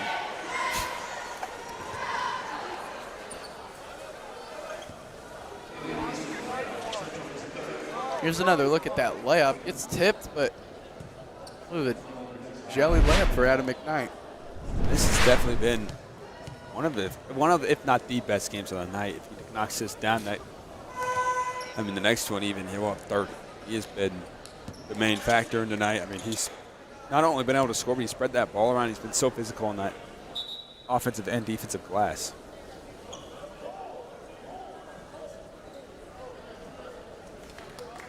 McCoy heads to the bench, and he gets a standing ovation as well. Definitely his best game of the season, and it's great to see from him. You know, he struggled against Glendale. He struggled against other teams, and definitely, you know, just the mindset. Having a game tonight can change that. Now, if we can turn around for these playoffs, I mean, this is the exact time to really have your best games. Jackson working on a Jai, steps back, step through, floater off the mark. Oath, good pass over from McKnight. McKnight now Presson. Presson steps in for 2, leaves it way short there. Although good hustle from McKnight to get the rebound. That's how it's been all night. Those hustle plays from McKnight as he'll pull a 3. Off the mark. Martin just bats it down right into the hands of Presson.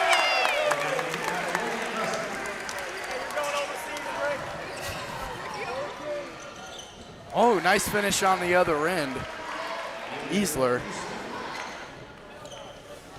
87 points for the Eagles tonight.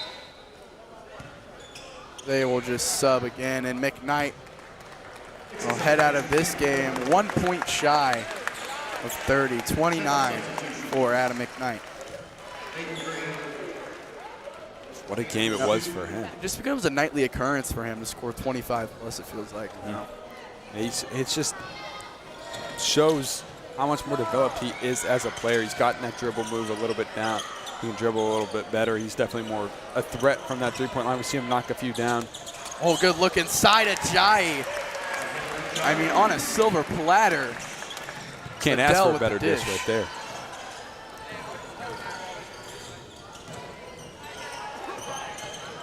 Pierce with the ball, heavily guarded by Liddell. Liddell trying to get the steal there. Good hustle.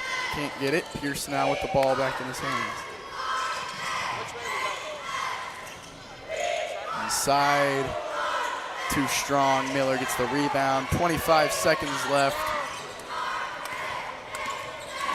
They're slowing it down now, and this will go down as Nixa's highest scoring game in regulation. I know for sure. I know they went into overtime against Lee Summit. They might have, I don't think they got to 90 there. I think they got to like 83. So more than likely, Nixa's highest point scored in a game tonight against the Central Bulldogs. They put on an offensive show, 89-57. The Nixa Eagles win and are now back in the win column. And this is definitely their best night of the year, in my opinion. I mean, everyone was playing efficient. I mean, McCoy's best game of the season. McKnight almost had 30. You know, Flint, like we said, when he scores more than 15, it feels like this team's at their best. And tonight, he scored around 19 points. And then Kellis at 17 just did such a great job of spreading that ball around. And there were so many people that, you know, had a great game. Yeah, great game tonight from the Eagles. Full team performance, like you said. We'll have an interview coming up with our player of the game, Colt McCoy. So stay tuned for that. We'll be back in just a second.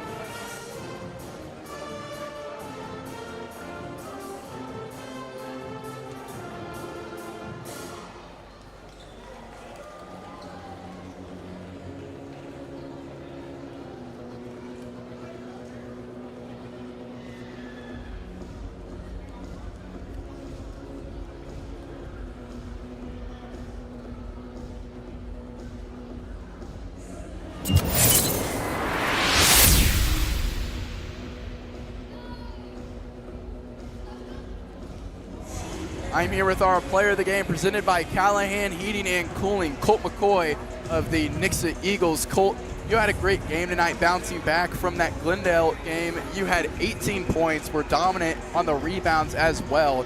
Just, you know, what was kind of the mindset heading into this game? You know, I talked to coaches. Coaches are like, we don't care if you miss. We just need you to make some, you know? And we worked on it in practice. We worked on finishing, and it's definitely comes down to mindset and confidence, and my coaches and my teammates gave me that. Yeah, you know, I could just see your confidence rising tonight. You struggled a bit earlier in the year. Just what was it like fighting back mentally, and now you just had your best game of the season going into the playoffs? You know, it's awesome. You know, I'm so happy to be out here helping my teammates out, you know, scoring, getting rebounds, and it's awesome. I hope I can keep it up. Yeah, and just final one here. As a team, you guys dropped the heartbreaker to Glendale last week, and you know, you're heading into districts coming up. You guys have maybe your best game of the season. What does this game mean to your team as a whole? You know, Glendale, seeing them celebrate like they did after the game, that kind of made us heartbroken. You know, we came out today and we just gave it all we got. And, you know, I feel like we're going to keep doing it, keep going, and we'll see where we go. Yeah, guys catching fire at the right time, right? Yeah. 89 points tonight, your most scored of the season. Thanks, Colt. And yeah, of course. Good job tonight. That's all we have, though, here for our homecoming game. Here, the Nixa Eagles take down the Central Bulldogs 89-57. Thank you to everyone that tuned in tonight. From producer Jordan Burns, the whole Nixa Live crew, Evan, Brett, and myself, we say have a good night.